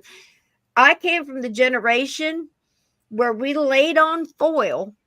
Yes. Put iodine in baby oil. We must be the same age. Coated our bodies. And look, I'll one up you. You had the transistor radio with the classic rock and roll, and then you got the album cover, the album you didn't really, the double album that you didn't really play too much. You didn't want to mess up the good album cover, and you cover that foil, and you'd sit like this, and you would worship the sun. On the roof all summer. That's how you spent summer. And then you get dressed up to go hit the boardwalk. I grew up on the Jersey Shore. Nice. But, and you wonder, and people today, shoot up at a 50 sunblock, and all this. I'm like, we must have had sun in the hair. I mean, fried our hair. Oh my God, lemon juice, peroxide. We're there with a generation where we had pulp in our hair from all the lemon juice and stuff. Yeah. With Farrah Fawcett and that's where the hot, what'd you call them? The curling rods. Yeah. The hot rods, not hot rods. That was cars we used to drive. Our boyfriends had, right. But no, the what do you call it? Curling iron. Yeah. We fried our hair. And remember, Bo Derek came out with the cornrows, and that just and the feathers. I can't do the cornrows. No, but it was hot. She owned that. Yeah. I got to give it to Bo. She was a 10. She was a 10 for 10. She was a 10 for 10 minutes. But for that 10 minutes, she was a 10. She was. I'll give it to Bo. She wore feathers. She was good. She was cute. She was for that moment. And there was a lot of people who tried, and you got to hand it to Bo to bring it out because you got a lot of laughs after that. There was a lot of people who tried that probably shouldn't have had, right. after the fact, yes. But those were the days, I'm telling you. Yep. Ooh. I don't know how we're alive. We're alive. But that's the thing. As you were telling your story, I was getting a little bit,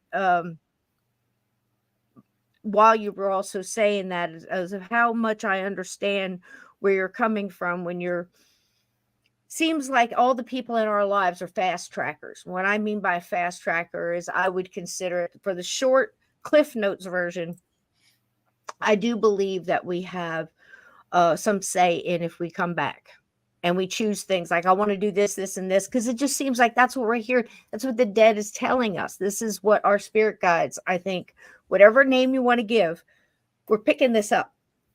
Mm-hmm. And we choose that. So we also have people like us, Cyn, have people around us too that are fast trackers, and they come in, they do all the things, and they do them really fast, and they do them with they're fantastic at everything. And then like fireworks. And it's like these old souls that are just coming in, and I'm going to do all these things really fast. And then they become this really strong influence from the other side and come in through it. And it just seems like I just had one the other day. I'll tell you an incredible story that also gives us other layers. If you have the time, if you want to hear it, I don't want to keep you too absolutely late. I want to tell you a story that I heard the other day too. Jot it down. We're going to be doing this for a long time, for years. I'm telling you. I'm good. So, I'm good with this. I just want to throw these at you to see where your head is wrapped. Am I picking it up right? What do you think?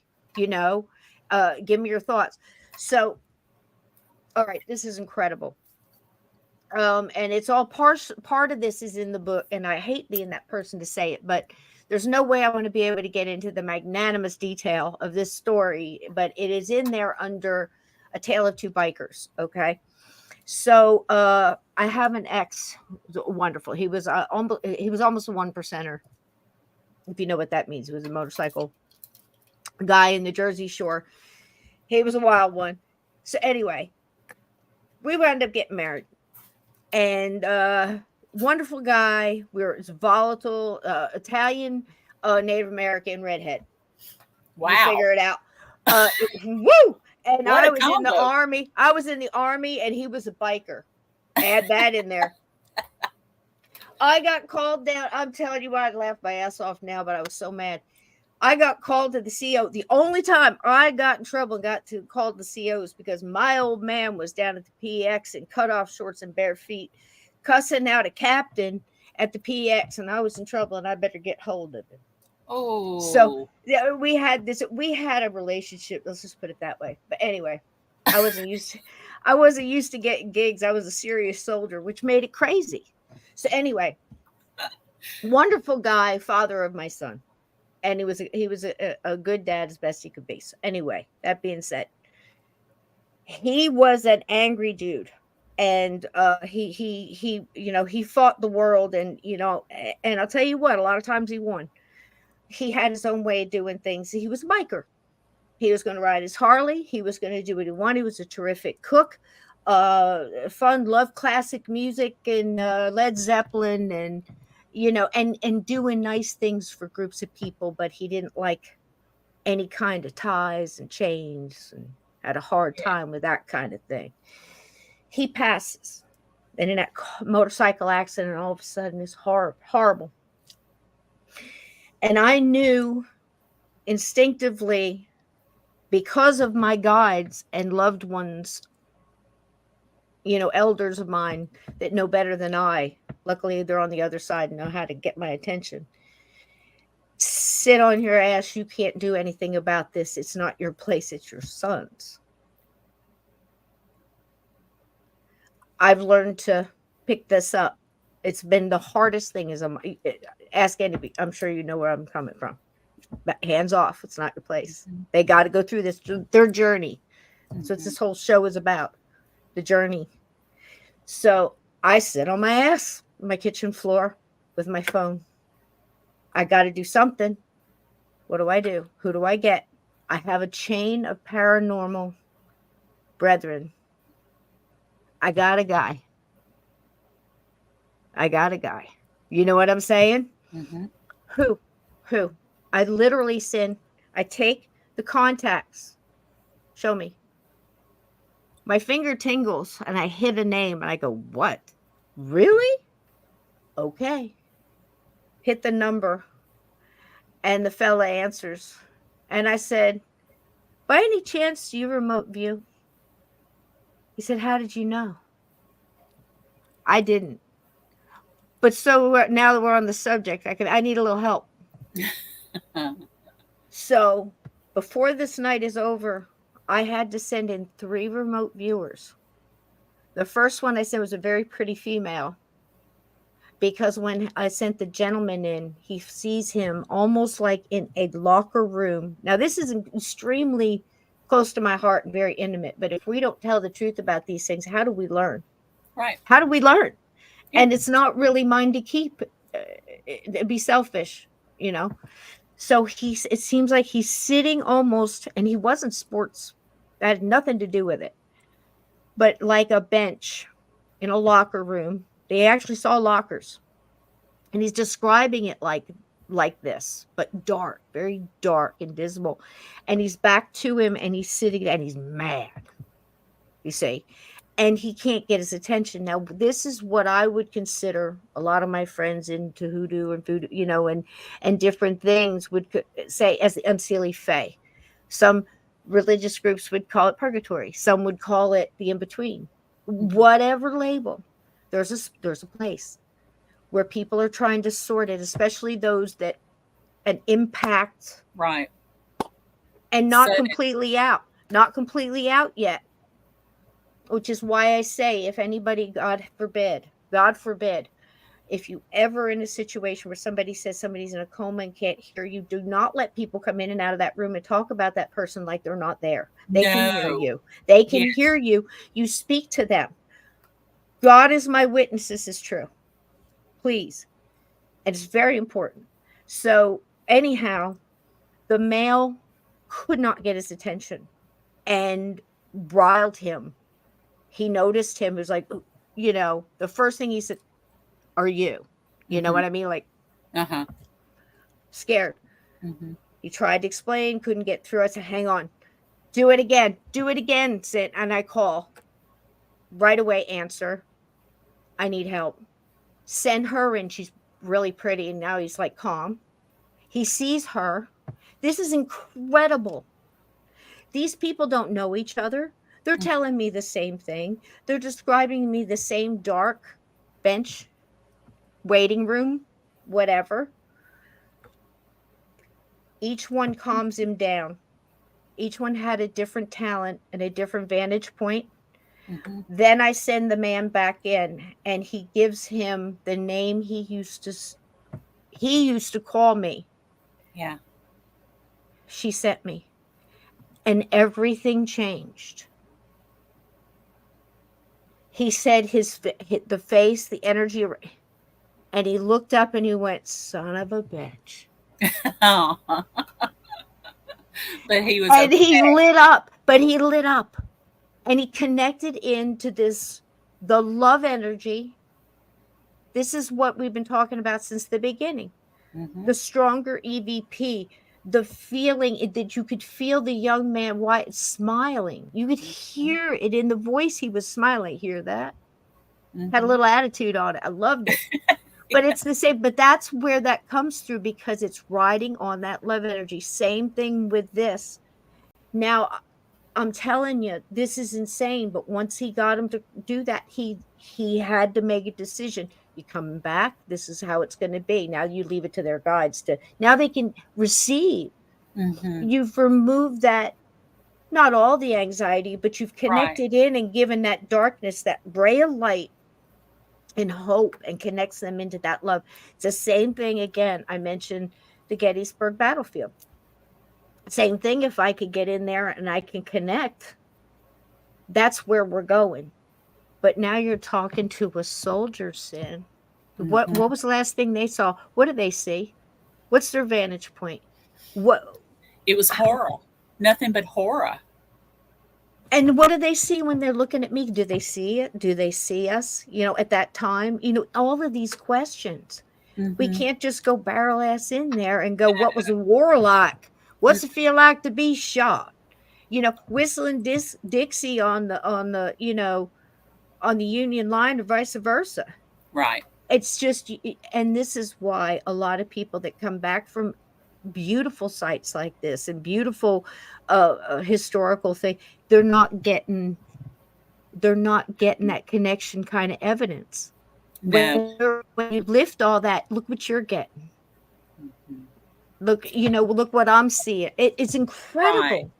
It's intent. It's intent.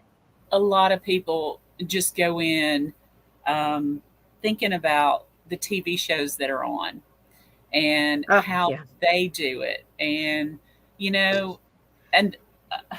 I send out a question. If we do a residential, I'll send out a questionnaire. And 9 times out of 10, they don't fill it out. It's because they want someone to come in and do a show. Yep, somebody wants to be on TV. And then help people. Absolutely. And people don't realize too the things that are out there. You still got people sitting by it's the serial killer killed this, and this is where he buried everybody. We're going to go here and see if we can connect with everybody. Do you know what you're doing? What? Yeah. Are you out of your mind? And people that I know get called to undo the horror, and now you got somebody, well, this person's half dead, sitting on a living room couch hooked up to an IV. This really happened because this thing is connected on. They called him, and now he's attached to and tearing her family apart. And that's the thing too. I think the shows have done a lot of good, but they've also done a lot of bad. But again, It's like anything that you inject into a society. People are going to do with it what they will, and it's going to be the way their personalities or and what their goals are, the reasoning behind it. A lot of young souls going in there and just living for the moment, right? But then you've got people that know how to do, and also probably not for the same reasons. No, maybe not yet. Maybe they'll learn in time, right? Because it does take that humanity, I think, to realize. Wyatt on that EVP, I know now that he listened to me on the investigations when I would say, and Sean would say, okay, we know you're here. We need you to get really close to that red light and speak as loud as you can. He did it. Of course. Yeah. And this is why, because it came out great. Yeah. Wow. And two, you're hitting vibrations and how much energy it took, and and everything else. It's amazing. It really is amazing. And I think I'm meeting a lot more people that are getting stuff like this, and not just guys. It's different than what you see on TV. And most of the people that we're talking to today in this chat knows exactly what you and I are talking about. These are all very next level paranormal people. They're not just did you hear it? Right. Even though we love that, and it doesn't matter. You tell me ghost stories all night long. I love that on your Facebook about I'm more of a ghost story girl than a, romance novel. 100%. Because we can just tell ghost stories all the time, and it's just you never get tired of them. And I think Wow. the most with people like us, you have your own podcast, you're an author, you do the interviews, you do the investigations, and you probably teach in the investigations. You're learning off of each other and telling what you know, and it's all to put the truth out there. It's so Exactly. important to us if we're telling a story and saying this happened, you notice when we're telling we're trying to get every detail right. And not only that, but we're trying to mention the details because we don't know what's solely important. What I Right. thought was important 10 years ago, same experience now, because they don't change. You only have so many, So 10 years ago, I looked at one. And then after talking to so many people, we look at the same doggone story, and somebody like Steve or you or somebody will mention, well, did you ever think this? You what? Yeah. And it changes the perspective. It changes. Or adds to it. Yeah. Or, and maybe even adds on to it where it's like, whoa, that was bigger. And I think that happens with so many ghost stories. People that I admire and, like Kim Russo's and people like this who go in and they'll sort it and go, wait a minute now, that's not that little girl, and then she's for real. Kim Russo is absolutely for real. She's a wonderful lady. And, there's so many, there's good ones out there that are on TV. And then they're always in the hands of the producers and the editors and the people like this. Because you'll talk to somebody like Amy Allen and go, you don't understand. I was 18 hours on that site. You saw 10 minutes. Yeah. Right. I'm revealing it. It took, a day and a half to do that reveal, or whatever. And people have taken breaks and were arguing with me. Boy, she's gone to some sites. I've spoken to Amy. I'm also a wire sculptor, and I do a lot of things with Swarovski crystals, pretty, gypsy kind of deals. And she's actually got some of my art. So she's just like I just love her. And the chances I've gotten to speak to her about certain cases, let's just say there are certain places you can go that are historical sites that may be keeping ghosts because it's profitable. Yeah. If you feel what I'm saying, and not wanting them to be, and she'll go in there and go, she's ghosts aren't pets, That's so right. and she'll come with me. She'll take them home, and everything's fine. And I'll tell you, there's a couple other people. Yeah, she's the real deal. She's my favorite, and she also like Amy Bruni. Amy Bruni, I like her too, but Amy Allen is my absolute favorite, and she is the top of my bucket list to meet in person. One of these wonderful woman. Yeah. Wonderful woman. She's takes a lot out of her, and she'll tell you she goes to certain places, and she'll wind up in the hospital. It's not, that's why I look at and there was a couple cases that I know of, and I'm nobody, but so there has to be more than just a couple. You see what I'm saying? It takes a lot out of people that go through. When you're a physical medium like that, I mean, she goes in and she also deals with the heavy stuff. And I'll tell you, Cyn, there's more and more and more. And I don't know how you feel about, whatever, but I bring up things like portals and CERN and people doing a whole lot of messing around, and things are coming in and out. And there's more, it seems like more things are, you got Dogman and Rougarous and all. Yeah. We had because people aren't closing their sessions. That's true. So true. And a lot of them I think are doing it on purpose at this point. It just seems like there's this elevation of, you know what I'm saying? You feel the bubbling. You can feel the bubbling. And so we're dealing a lot with that. So anyway, Lynn Monet, very much like us, author, experiencer, medium, different abilities, she's experienced a lot in her own house, a lot of battles. And her sister, God bless her, this is just in the past couple weeks, and she was just on the show last week. Her sister passed. She handled the estate. She gets to the house, and very much like Amy Allen, she's able to see a lot of these ancient, more elemental that are property keepers. And we're talking acreages of whatever land this was long before. So again, I send in, actually the same guy I sent in for the biker. So how cool. Said, this is who you want, go from there. And it's he considered very much like a troll type and trickster. Not leaving. None whatsoever. So we actually were on the show we sent a lot of energy in there to kind of back it off a little bit so everybody could kind of sort it was an amazing experiment in energy, collective consciousness. I mean, right here with the chat, wasn't it a gas, guys? And we kind of all together sorted basically to just bargain. You know, she just wants to get in there, clean the house, put it up for sale. And I got in, Brian Bowden and I were sending kind of things towards saying, look, you know, if you leave her alone, or we're going to get somebody with a lot of kids. Yeah. We were just like, it's like, look, you can have this. If you chill, we'll get a bottle of whiskey. We'll get you.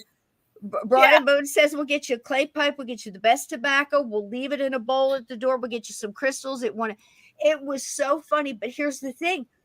It all happened. And it's just, look, we don't want to stay here. We don't want any trouble. We're just trying to clean it up and sort it. And we're gone, you know, and you can go back to whatever. But some are worse than that, you know, and I don't, have you ever bumped into anything like that with, like, you know, Amy goes in and says, look, this is ancient, this has been on this soil, and just there's no appeasing. There's nothing you can do. Not specifically that I know of. Have some strange things happen that I don't know what they were? Absolutely. Because I don't know what a lot of these things are. I do know that the old hospital, when we were allowing groups in, the owner, we had groups coming in from everywhere. California, New York, Texas, Florida, Oklahoma, just, you know, all over the U.S. and good teams. But then there were also a few teams that either had just started, were not as safe as they should be, let's say. And then we had Zach come in too. Now, when Zach came in, he came in with a story that had nothing to do with anything around here. And 3 of us told them, you don't have to have a story. Just go in the place. It's the most haunted place in the area. You'll get something. And after the 3rd time, he told his crew, well, maybe we should go in and just investigate. Well, and they did.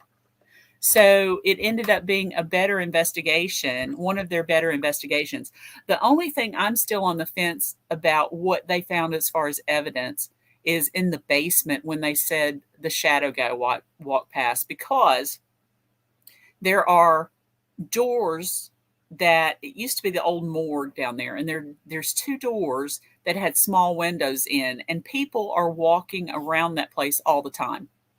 So, you know, that could have been a person actually casting a shadow.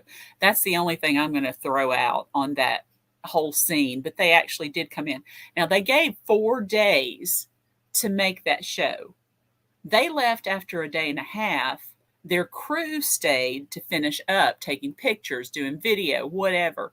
But of 4 days, they were only there for a day and a half, and then went to the Space and Rocket Center in Huntsville, and let their crew do all the rest. So 4 days, and then condense it down into 40 to 45 minutes after the commercials is, you know, all the highlights of anything.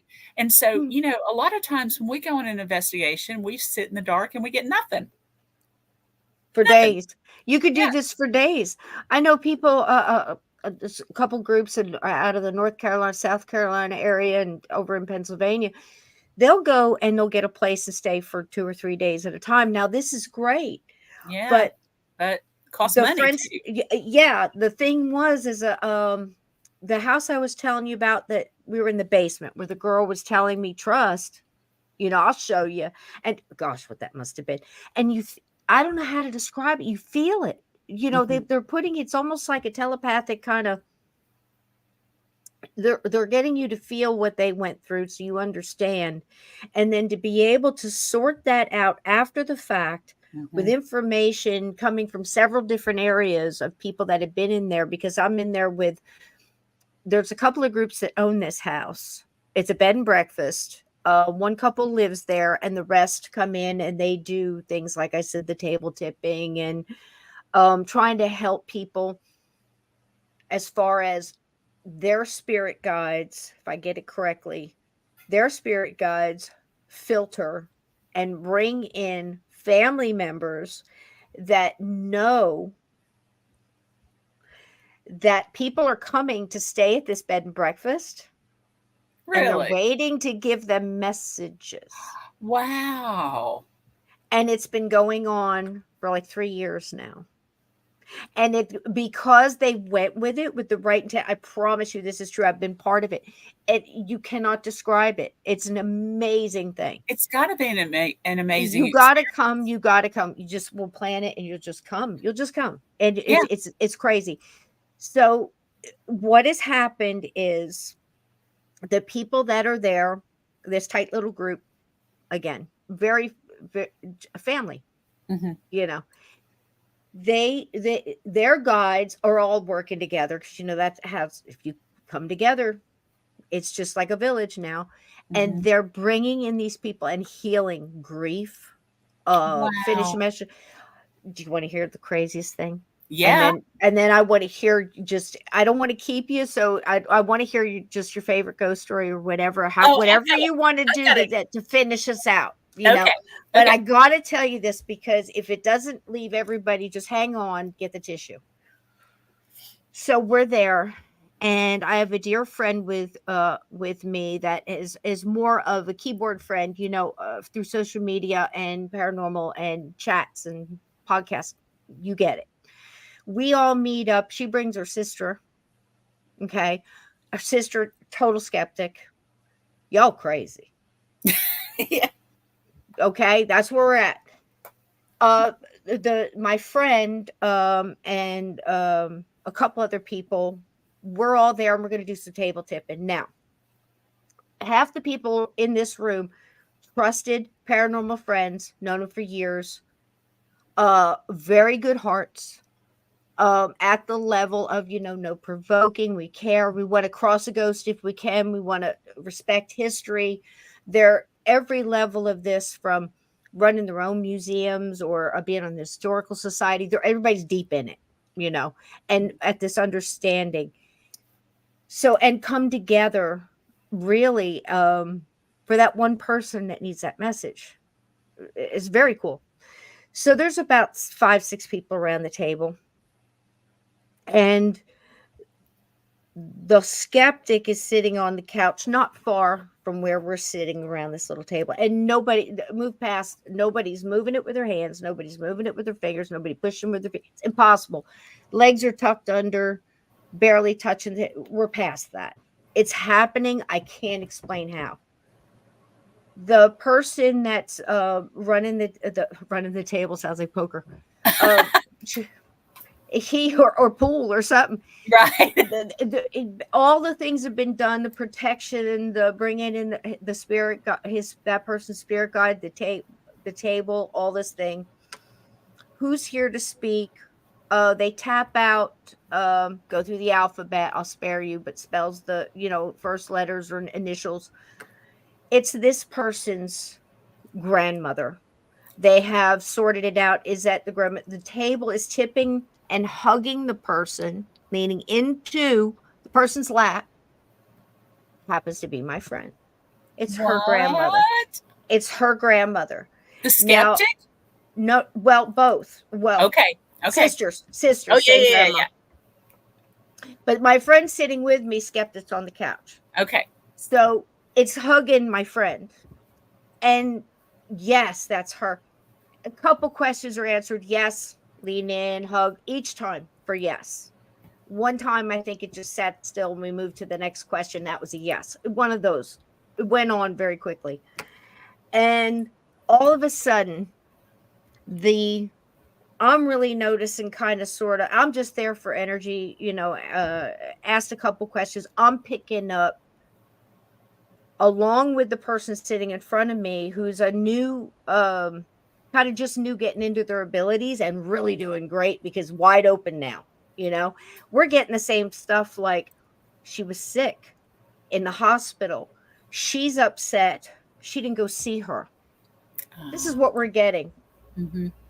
Somehow it comes through. The other person says, "Are you sorry you didn't get to say goodbye?" And that's how it came through there. Table, yes. And the table starts to move this way. And I promise you, Cyn, it's doing like a Disney. Here's the table. And if a table walks,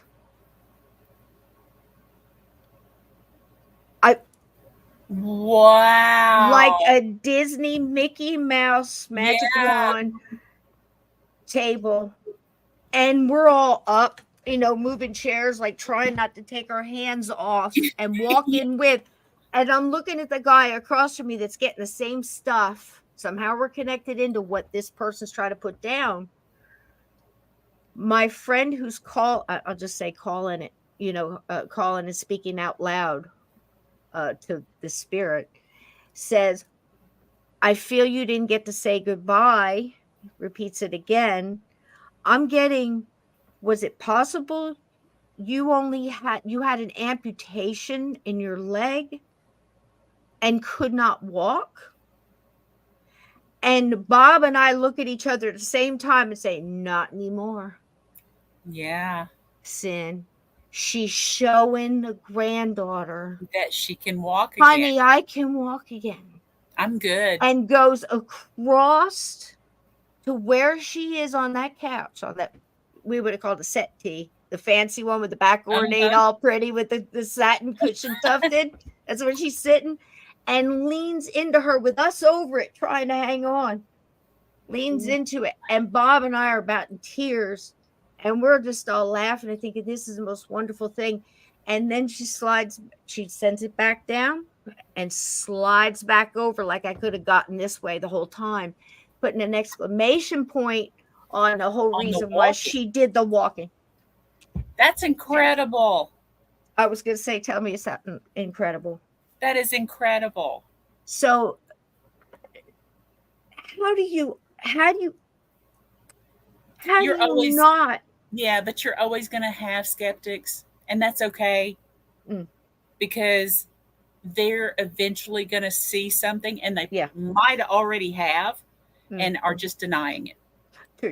True. And it's how you look at it, like you're part of the universe. It's going to sound like old hippie. Take it as you will. Right.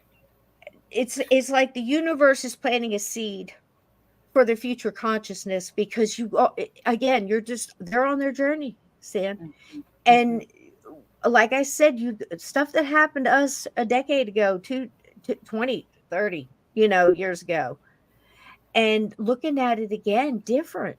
Yeah. You grew up in an old house. I was in a farmhouse with, I'm the youngest of the Brady Bunch. Okay. Some are hers, some are his. They're all teenagers. I think the youngest when I was born was 16. So a lot of babysitters and one brother, all sisters and one brother.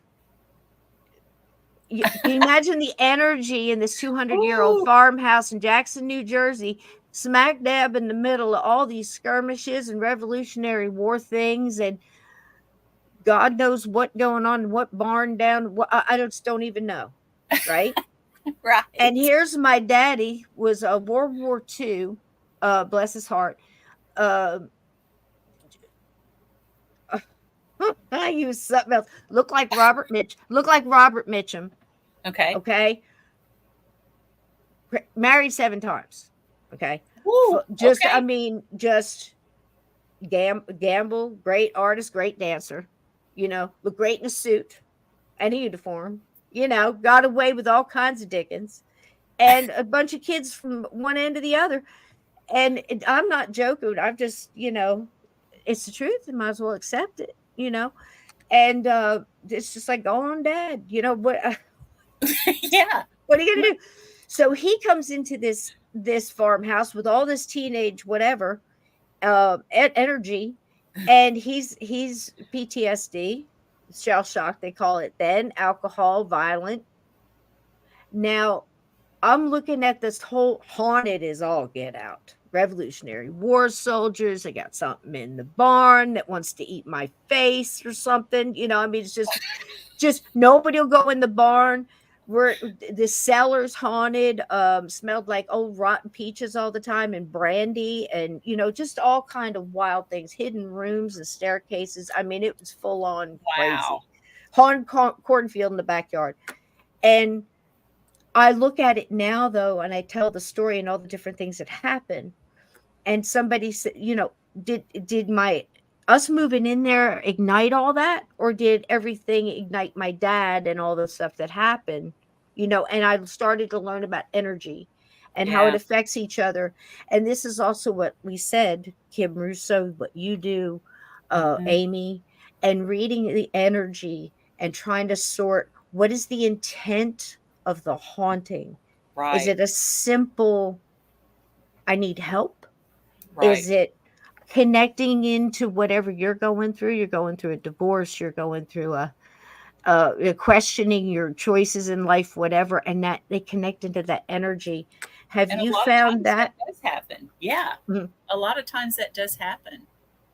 Mm-hmm. So, and you can go in. I have learned the hard way that I had to protect myself when I did any kind of paranormal work.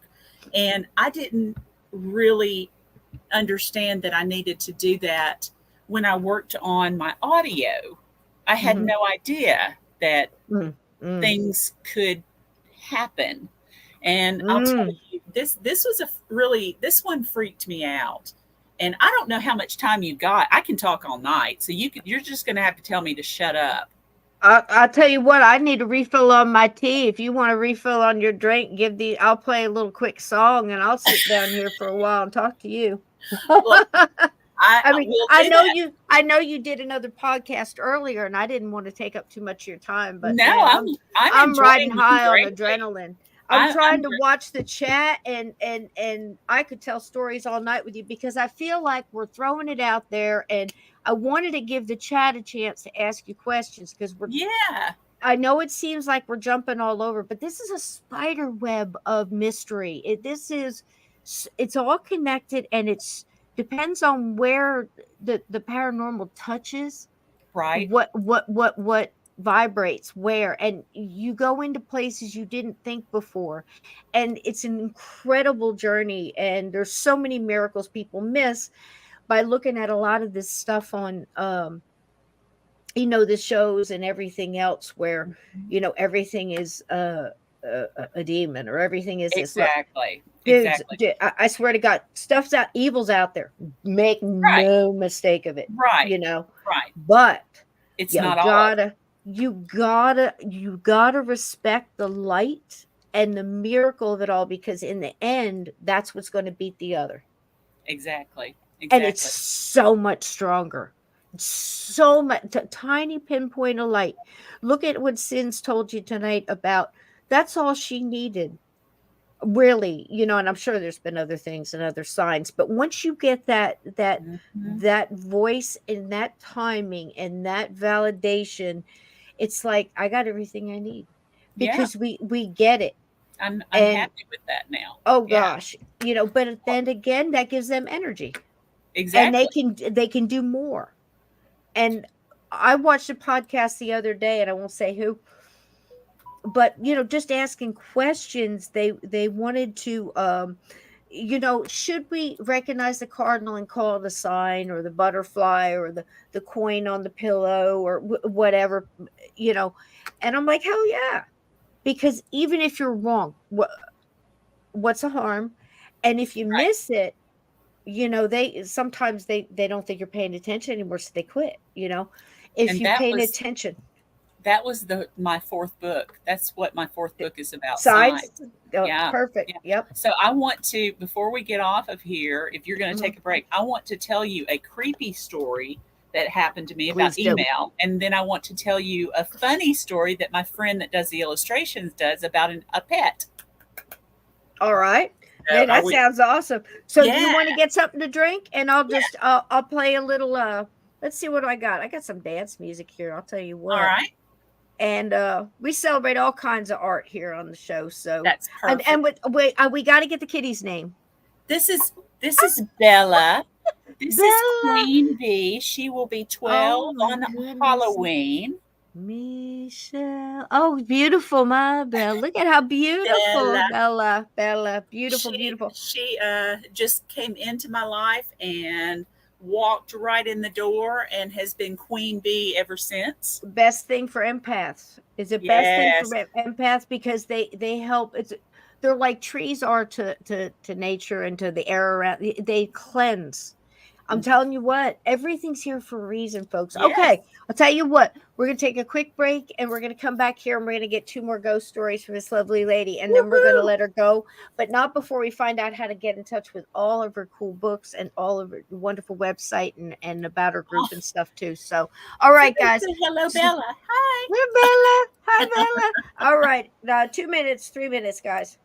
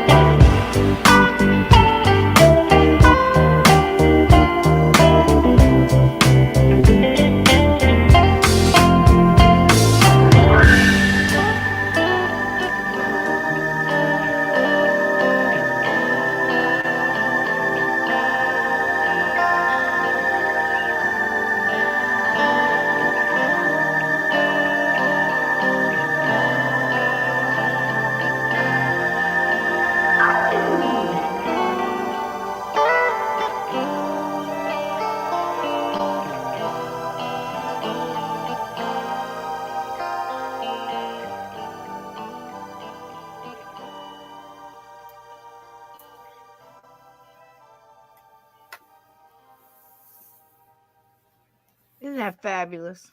That's perfect. I love her. Look at it. Look at her. Isn't that great? Isn't that great? Oh my God. Oh geez. Yeah, hit that like, guys, man. YouTube holds us back because old Cisco here's got a big old mouth. I'll tell you that right now. Sometimes I say a little too much. So we get throttled here, and we are an acquired taste. But I'll tell you what you're going to get here is the truth as I know it. And if I find out it's not true, I come back and tell you, you know what? I messed up. I was wrong. It's something else. And we learn from it. And that's what I think that we're doing here. I think that the dead are trying to tell us that, Cyn. Have you found that in your investigations and in your stories and the collection of events and knowledge in your journey? Is that the conclusion you've come to as well? I do. I think a lot of it. One EVP I got was from a graveyard, and people say, our graveyards aren't haunted. Well, everything can be. Yeah. Everything can be. Yeah. And the EVP I got was this woman, and I picture a Marilyn Monroe wannabe. So she wasn't quite Marilyn Monroe because we're in a small town, and I see her around 50. I don't know, but that's the way I. But you got it out of the energy. I did, and an impression. Yeah. What she said that night I was there is, I'm just so tired of this ditch. Wow. Yeah. Oh, geez. Is she stuck? Was She's so tired of laying there. So she had God. She hadn't progressed completely. Oh, there's so much in that. There's so many layers to that. Yeah. And see, so few words. Mm-hmm. It's not just what's said, it's how it's said. And the energy that we're picking up when we hear it, because when we are able to describe total strangers out of the blue and get an impression like I did with the young lady who was choking me, I not only felt what she felt when she was processing. Can you imagine someone she trusted is choking her to the point of not playing around? Mm-hmm. I can't breathe. Yeah. And I'm looking in this person's eyes, and that whole thing of just locking eyes and disbelief, and how quickly she went through that. It's an amazing thing. These are impressions. Mm-hmm. And you got the same impression, and we need to trust those, Yes. And it's always so genuine. It's so genuine. One of the things that I teach people the most is trust your gut. Absolutely. If you feel something doesn't feel right, get out of there, because it's not right. Something in there is not right. Get out. I wanted to tell you a story about what happened to me.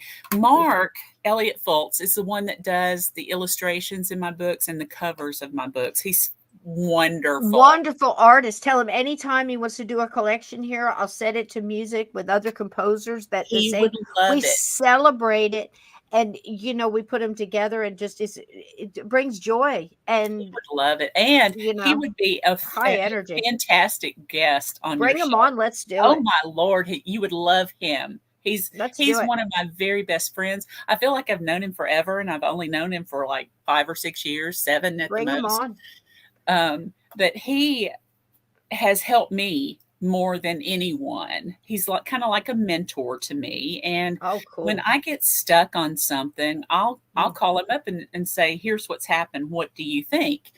And, he'll get his insight going. And if needed, he'll call on spirits and figure out what it is.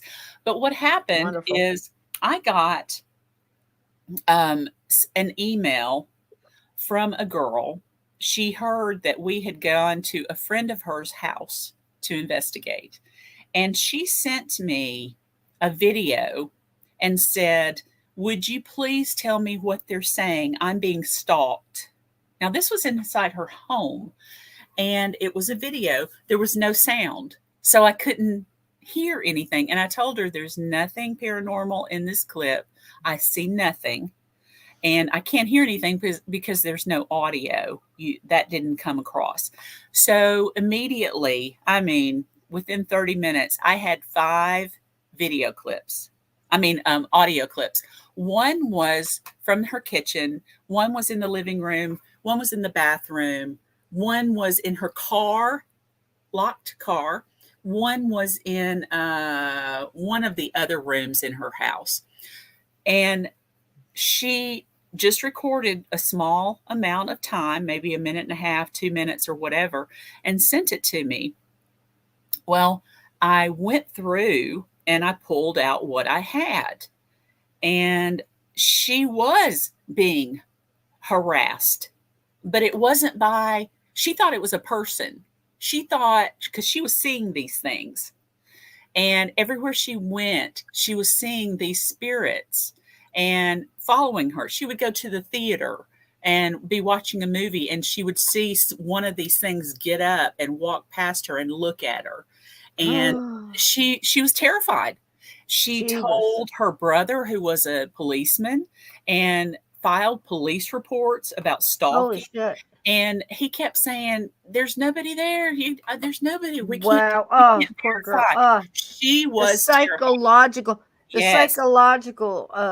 Effect. Yes. Yeah. Jeez. So I sent those back to her. She was so happy. She said, "My brother wants to talk to you. He's amazed that I finally have proof." So I said, "Yeah, I'll talk to him." And within 5 minutes, he called me and he said, "I understand that you're the one that helped my sister." And I said, "Well, I just found the EVPs in that clip she gave me, those clips." And he said, "You're the only person that has been able to verify that she is actually being tormented by something." He said, "But it's not real people, is it?" I said, No. These are some negative entities. He said, "Are they demons?" I said, I won't go that far, but I know that they know she can see them and they're tormenting her and they're feeding on her energy. That's what's keeping them strong, and they're going to stay there and keep bothering her, especially since nobody is believing her. They're going to drive her crazy." And he said, "Can you come down?" It was too far to go. So I said, "I can get a group close to you to come in." I said, "You need that place Now it's done. smudged. You need it blessed. You need this to happen." I said, "And yeah, she needs to talk to somebody. You need to let her get to talk to somebody, a counselor." You got to find out where the cracks in her windshield. Yes. Because that's what I call it. Now, Yeah. if that isn't Southern, I don't know what is. Honey, it's she got true. the cracks on her windshield that got pushed on. Yes. And see, Yes. everybody's got them. Everybody's got them. And it's the Achilles heel, whatever you want to call it. And it's just, something. And it could be, we have learned over time, you see, if you agree with this, just theory, that over time, things have learned. There are things here that literally feed on fear. Loosh. Yeah. It's just a negative energy. And we have learned that these things could be generational or bloodline.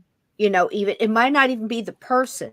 Right. So the thing is that you have to find out where the weaknesses in the person, have they been pushed to addiction? Are they gambling? Are they, do they have abilities? And, this is what called them in the first place, that they have a light, but they don't quite know how to deal with it, And that is exactly what she had done. She had actually been so involved in paranormal stuff, shows. Trying to sort it. She would go to any ghost walk she could and try to call these spirits. Bless her. Well, now, when you're trying to call spirits right in a ghost walk, you might not get that specific spirit. You might get all these others hanging around. Just hanging around. Don't want the ones you don't want. Earthbound. Listen, We say it all the time in the paranormal. There's not a lot of high vibrational spirits walking around waiting for some teenage whatever to call in for attention. They're Right. busy trying to help people and things like doing that kind of thing. It's just a wrong vibration. It's Right. not that they're not there. They're vibrating on a different vibration. Think of dog whistles. It's there. You can't hear it. Well, the No. same thing with the vibration. It's just over Low here. level. Okay. Very low level. Yeah. Well, And so this would happen to her. She was probably yes. seeking answers, or like I said, had maybe abilities, or But left this is out, not, that's not the part that freaked me out. okay. There's more to the story. Okay. This is what freaked me out. After I talked to her brother, I told him who he needed to reach out to, and they needed to do a smudging ritual, Florida water, just different things. And we agreed on everything and hung up. She said, yes, I love Florida water. Love it. It's just so funny that, it's wonderful. I told you we were, it's just, yeah. Well, after I talked to her brother, she sent me 2 more clips. And I was fried by that time. I was just, that was enough. Well, I was so tired. My husband and I even gotten into a little argument that night. We fixed it, but it was just, the energy. One of those kind of nights. But we fixed it and everything was fine. So the next night, I go to her emails and I open them. I hadn't opened them the night before. I knew what she sent. Okay, I've got 2 more clips. I can't do it tonight. So the next night I opened them. The first one was to her saying that pretty much they were going to keep bothering her no matter what. The second EVP clip was to me, specifically calling my name and telling me to come down to them. They would fix the problem that my husband and I had the night before. Don't worry about him. We'll fix it. Scared the crap out of me. Holy jeez. I closed the computer, pushed it away, couldn't breathe for a second because I didn't know what had just happened. I did not know. Heavy duty. That's some energy right there. Woo! And about, I don't know, an hour or so later, I'm still thinking, how the hell did that happen? How? Why? How? How did they know the night before? Connected in. How in the world? So I called Mark, my friend, and I said, I've got something that happened, and I need you to calm me down for one and tell me what happened. So I told him, and he said, okay, it's just pretty much a parlor trick. He said, spirits can read our auras up to about 48 hours. So anything happen to you that you've spoken about, that you've talked about, that you've watched. Still on your energy. It's still in your energy field. All of that, the argument was still on my energy field when I opened up the EVP. And they read that. They didn't read my mind. They read the aura. And he said, so every time you do any kind of work with paranormal, always either white light yourself. I can send you a countdown meditation, which I have sent that out to a lot of people. So if any of your listeners, I'd love it. This countdown meditation, what I did was from Mark. I would love to give it to you then. He sent it to me. I read it slowly onto and recorded it onto my phone so I could lie down, close my eyes, and then play it back and listen to it. It's about 10 minutes and it's just the most relaxing meditation, sitting on a beach, and that kind of clearing and shielding. And it's exactly there was you. Absolutely. And there was back in time, can't remember how long, 10 years ago, maybe still out there. Doreen Virtue put one out there that's just bar none. It's an archangel cleansing, goes through all the angels, cuts cords for light workers specifically, that cleanses it all, revamps. So it's very much like doing the tree ceremony. I did one in Gettysburg not long ago.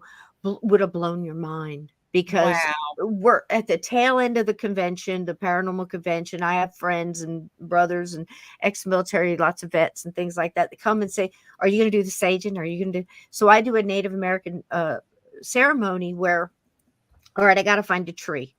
I'll just run through it real fast. You get a tree and you're asking a lot of this tree. Basically, we're going to surround it. And you're going to absorb all our negativity. Then not only that, you're going to filter it and send it back, because we're going to ground.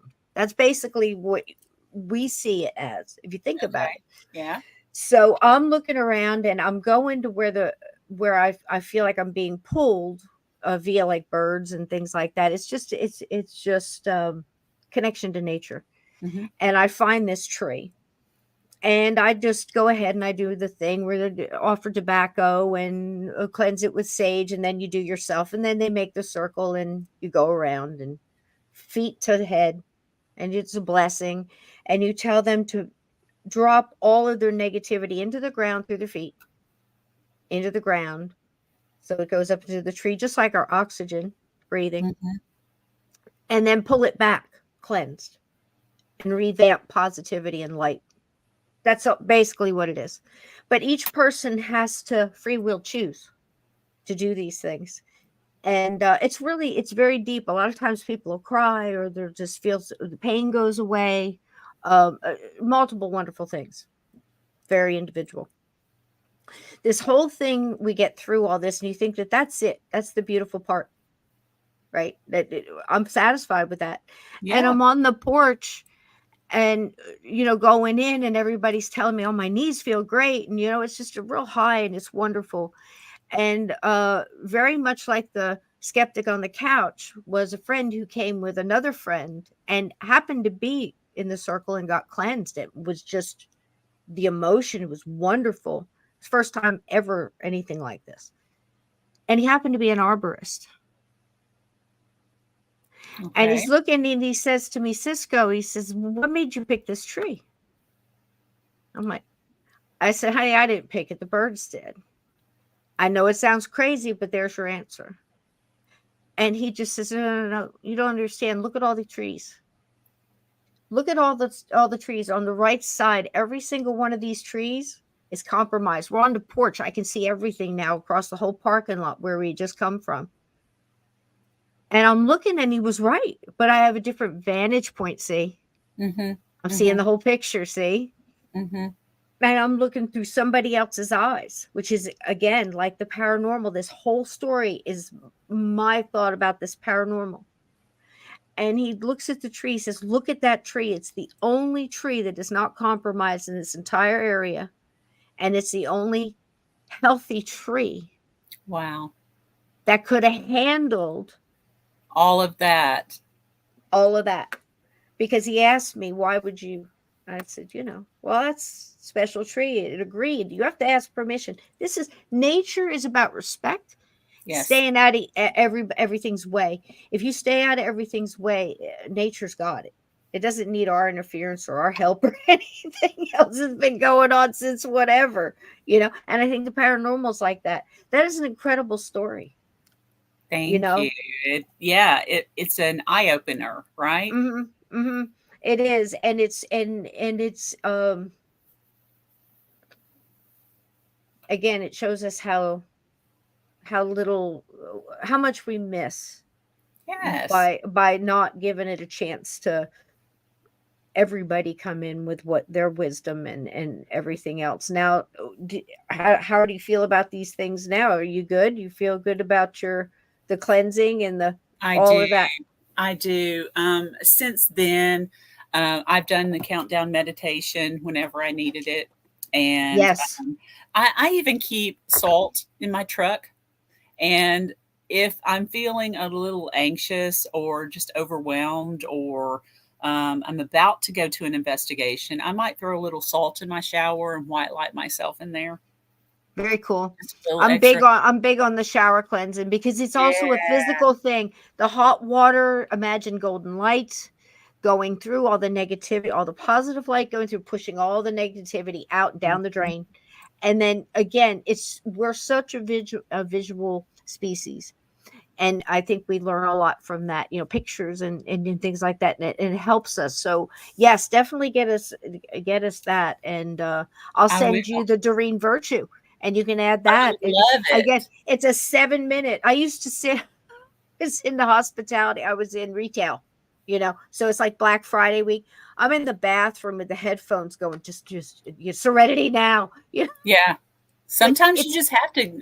It's like using hand sanitizer. Yeah.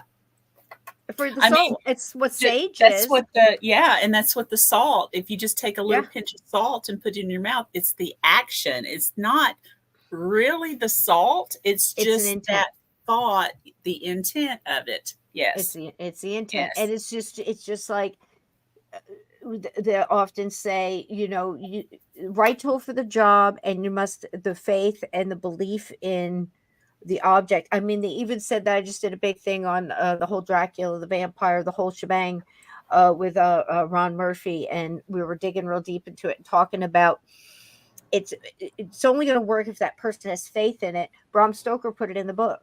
Yeah. And it doesn't mean it's gospel, but it goes back, and that's not even the earliest or any of the, origin of the vampire. It was in Romania, it's in Germany, it's all around. I mean, not even to mention Korea and Japan, the vampires. It goes way back, but all of them had that kind of core thing that you might as well throw a slipper at it if you don't have belief in whatever you're doing.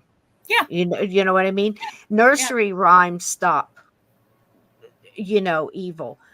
Countless stories of children and the Hansel and Gretel. Yeah. I mean, stopping monsters, monster, but it's true. It is. It's absolutely so true. And I don't know where the rule book on all this stuff is. I don't know where the rules come in where they say, well, they can't do this or they can't do that or they can't cross this. Like, you hear about water and, and I'm not just talking vampires. I'm talking anything now. There's always seems to be rules. But what, you know what I mean? I didn't get a copy. Yeah. Did you? I didn't get a copy. And, I think some of those rules are made up. I don't hold me to that. But I think I'm just kind of thinking they're kind of made up. It could be, but there seems to be things that work, Cyn, and things that don't. Yes. And the things that work seem to stem from us and our abilities, the natural things. Well, and the things the natural that are order easier maybe for each of us to do. Like, it's easier for me to help somebody sage their place. Since 2020, when everything kind of went crappy, that's the thing I have the cheese slid right off the cracker. Yes. Cheese left the cracker. It was gone. Yeah. And it was molding as it was going. Yeah. Gone, baby. I tell you that I have helped people because we were isolated. So I would teach them by phone or messenger how to sage their house. Yeah. To clear the energy. And sage themselves or the countdown medication. And it's like the stand, Cyn. Everybody can see it. There's like a pulling. And I think that's why this house I'm telling you about has come about. I mean, I got crazy as you will. I got like messages when I was talking to the people who had just bought it. And I said, this is what it's going to be. It's going to be a beacon of light for good spirits to bring. And there it went. I have absolutely nothing to do with that. It's just when I'm talking to them, picking up their energy, I'm hearing this and I tell them, and it's a Jim and Dave from Keystone State Paranormal. Okay. Wonderful. And they have such wonderful evidence and have helped so many spirits and so many homeowners and business owners and things like that. You know how it goes because of the intent. They're there to help and do good. And I think good things happen, like I said earlier, like just a good band. It's playing good music and it just rings, So with them, I learned so much from equipment and things like that. And the fact that you could bring in the natural abilities as well. And I think one thing the TV shows did was take all that out, and now it's starting to come back. just the science, just the facts. Mhm. Well, you lost something, because that's not how this works. No. There's something so natural to all of this. There's something very scary. There's something very scary to find out that things can read your aura or jump into your Yes. energy. I mean, mediums, listen, like we said with Amy Allen and so many, they go in to help these things, and anything that's got that kind of energy knows you're coming when you do. Oh, It's they know just before. Yeah. you it's the energy. But if it works there, it also works for the positive. And I think that's what you'd said earlier about cemeteries not being haunted. You can look at it another way too and think, okay, well, maybe that spirit is just chill wherever it is. But now I'm here and I'm reading its headstone connected into that energy. And they went, hey, yo, somebody's thinking about me.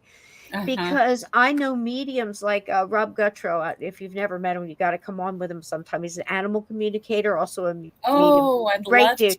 He's a great guy. So he's trying to chill. He's one of those people that have a hard time going out places, especially historical, because the things I see dead people. Okay. Yeah. And he really has to. I'm trying to watch a movie here, not now. He's one of those. Okay. So he's down there. He's at Ford's Theater. He's true story. He's at Ford's Theater, and he's in DC. He's in yeah. Fort. Okay. Yeah. And Okay. he's there to watch the Charles Dickens the edition of Christmas Carol. Beautiful. Imagine downtown DC Christmas Carol. Wonderful time. He's waiting for the rest of his party, and he's in the gift shop. Okay. He picks up a book on John Wilkes Booth. Yeah. And who pops up?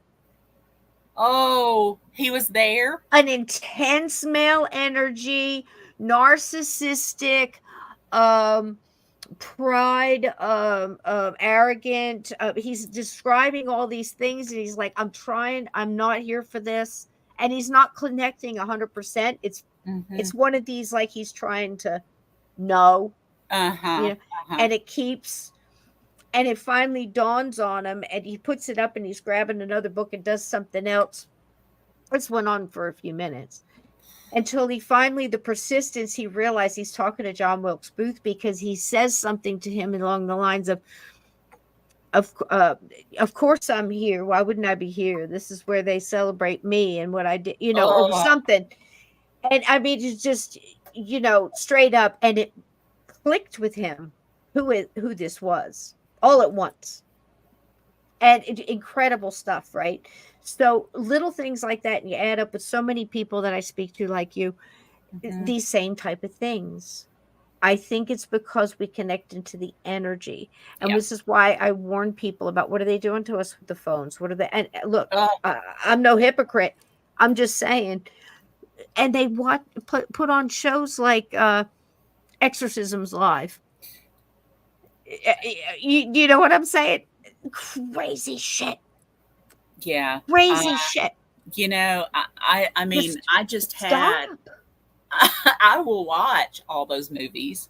But I'm just saying, Exorcism Live. I remember the show when it came out. I said, "What are they thinking?" First of all, if it's not, like the wrestling, or now, if it's actually, if it's these real. if these dumb son of a bitches are actually putting this on live across the electronics, what are they trying to do? They can't be that stupid. No, they're trying to, hit us all like Denzel Washington and Fallen. Yeah, I mean, how many TVs would that come through? And can't say it doesn't. No. And I know that sounds nuts, and I know I sound like a 1950s Donna Reed. Well, and I guess I just sound like a conspiracy theorist, but I don't want to chance it. Yeah. I don't want to chance it. I've been on the other end of it. I had a friend I used to call in. He was trying to run a TV, say it real quick, radio show. And he was trying to lean on more like the Art Bell kind of style. Call in, tell me your ghost story. Let's sort it. Let's talk about it. I don't know much, but hey. And had a little kind of a comedic kind of temperament thing with it. Yeah. So Yeah, he was all right. But he would ask questions and he would say, I wonder why, this is or that is. I think he was the first person I tried to explain the whole why Kentucky Fried Chicken isn't haunted with a bunch of chicken ghosts, And we went down that rabbit hole about, the love connection and why it would come other than that, it's residual like we did in the beginning. Right. We did that whole thing. And he's like, he finally got to the point where he's like, I hope Sister will call in and ring in on this and explain to me why this is, this or this is that. And I'll give him my theory. So I tried to warn him that doing live unfiltered calls could get dangerous down the line the more popularity he got. Makes sense. You must have a delay of some sort. Some kind of thing where you could, because there are people that will get involved that want to do very, very bad things that right. It's out there. Right. So blah, blah, blah. He's like, what can happen? I'm like, hey. Oh no. So there's this one guy that calls in, he's having a problem and it's progressing. I think it started out something with, he's in the couch, wakes up and something was so intense, pushing him down that it broke the couch. I mean, were it, so many different levels of things happening. He wouldn't call in for a while. The intensity and mystery builds and then finally calls back again. This kind of thing, it went on for a hot minute. Finally, the guy calls in and I'm like telling the guy, the host, be careful here. You should call in, record it because we're getting at this level. Either he's attention seeking and working up towards, or it's for real. Oh dear. And I have a concern. And I'm like, okay. I'm listening to it coming across my living room and all of a sudden I hear, hey, it's such and such. And I don't want to say the names, but right. And he's telling her, and he's like now I'm in a phone booth, and it's just one of these stories. And he's telling, it's like I had to leave the house and all this stuff. All of a sudden, I feel it coming. And I'm like, I almost was like one of those where I dove across the living room. It was like a caught, like I'm putting a basket in at the last, buzzer, and I'm floating across the room. No, and I'm like, oh geez, I felt it coming, and the growl and the intensity and the energy, and it bam, and it comes right out of that. I swear, just a little transistor radio this big, a boombox thingamajiggy, and I felt it hit me center mass, and I was nauseous instantly. And I mean, I just like covered my mouth and I hit it and I ran. I grabbed holy water and my fan and my sage and just, everything dry, everything, howitzers, super soakers filled with. Yeah. And now the connection back after the fact, I'm calling his cell phone. Was he okay? People called in across the whole United States, sick, had to pull the car over, weird, just all these different calls. Yeah. Holy. There's a responsibility. Cow. There's a responsibility that comes along with just saying, and you have to wonder the Art Bells, who I dearly, say what you will.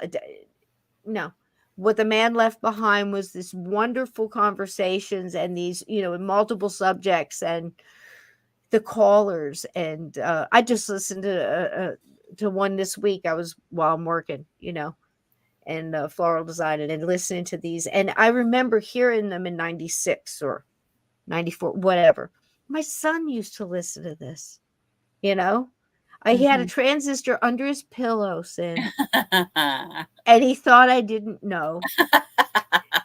And he's in like third grade, and I can hear just this a little faint, and he would give it away like, damn it, come in. I'd hear him like wrestling with the, so, and I knew, and I'd like let it go a little long, and I'd open the door, and, I said, hey, you got school in the morning, and he'd say something just only a mother could love, like, but Mom, it's Art Bell and it's aliens, or something. And you just like, all right, 10 more minutes, that kind of shit. Right. And you let it go. But it goes so back and it's so ingrained, and I think he did it so well. And it was the people and it was the honesty and it's the stories, I just heard that other one I mentioned to you in the DM, and it's 2 kids, Tennessee, dirt road, walking down with their 22s. They're going hunting, squirrel hunting, whatever, 2 teenage boys. And they're going down the dirt road. And it's getting dark and the lights are going down. And they hear footsteps coming towards them in the gravel in the dirt road.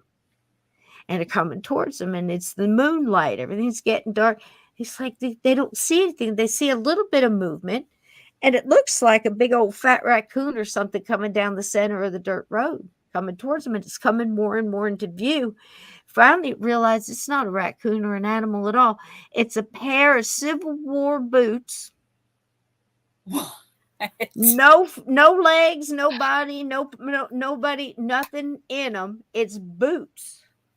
And they come walking right up at him. And the kid that described them said they weren't new, but you could look. He said, I walked right up to him. He said, I walked up slow, but you could hear in his voice. He said, I walked up to him. I walked up slow, but I walked right up to him, And he says, I looked down in him and wasn't a thing in them boots, And he's telling the story.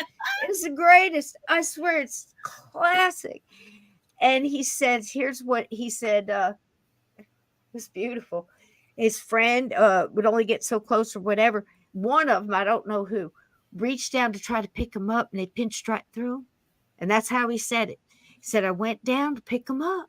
I pinched right through. My fingers went right there. And it's like, it's true. And that startled them, and they just disappeared. Right? Wow. Yes. Great story. Tells his dad about it, and they go back and you're scared. And Dad tells him about the Civil War that was, the battle that was there or something. They had some history to it, but it was just a great story. And I hear things so much about that, about different manifestations and just the head. I had a head flung at me in that very farmhouse. I'll tell you right now. That's not something you want to do every day, is have heads come flying at you. I don't think so either. But I was young. I got through it. I was strong. And but I think before we go, I wanted to get your point on coming through this and learning about how ghosts get their energy and how they learn to do the things they do.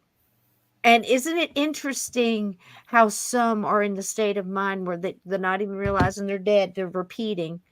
And I mean, but outside of that, the ones that are intelligent, that are there, that are trying to get attention or whatever, isn't it funny that they'll just rap on, the wall, or you can get them to do twice for yes and once for no, but you can't get them just what do you bloody want? Right. Right. Or we're spit just it not out. Listening to them well enough. Maybe they are, and we just haven't figured out how to get the answers yet. I mean, even the equipment we've got now, it's getting better, but it still has a lot to be, it lacks a lot. Yeah. So yeah. Who knows? Maybe they're working on something that will just be amazing. But I do want to tell you this little story. Please we talked about, animals at first and residual and that being the sad thing. But this story, I loved it. Mark told it to me the other night. He was in, I guess it was when he was living in Chattanooga. He's in Florida now. But growing up, he had a cat, a seal point, and I don't know if it was Siamese or Himalayan, but it was a seal point cat named Silky. Silky would run through the house playing. Well, Silky comes running through the house chasing a mass of smoky, orby material. And the thing's out in front, and it's about 3 feet off the ground, and Silky's chasing it. Silky comes running back through, and it's chasing Silky. Silky goes back through, chasing it. it comes back through Wow. chasing Silky. They played. They had a playmate. I love that.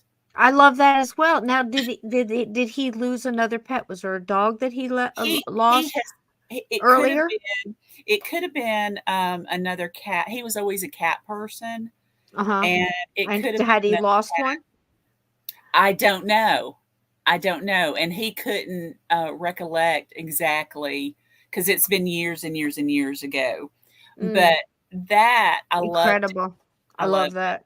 I love that. And we see so many of them like that, the orbs that come in. And again, I go back to the whole not fully manifesting, Right. because they say orb is just the energy right before it. Look, that's the way I saw my mom. And we're going to have to do a whole nother show where we can just talk about, I love it. experiences that we've had and how we learned as they went. Because here's the deal. My mama was the best teacher I ever had in life, but she's also the best teacher I ever had in death. She showed me phases of her transition. It's incredible. But when Wow. you're going through it, you don't really sort it No. that way. Yeah. Because you're like, oh my God, did I just see what I just saw? What just happened? Processing. What did I hear? And you can't wrap your mind around It it. smelled like her. It sounds like her. How did I know it was her? I felt the love. It was her love. It smelled like her shampoo. The whole thing all at once is so hard to process. Mm-hmm. And I think it's very hard for people to express that too when they have those kind of experiences. And I think that's what they're seeking when they read the Hans Holzler books and the, True Ghost Story books, and watch, whether it's Long Island Medium or Celebrity Ghost Stories or Any of them. at that ilk.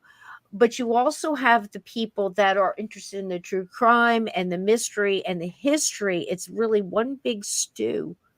Mm-hmm. Because all of it is deductive reasoning and these little glimpses that the paranormal world will allow us to see.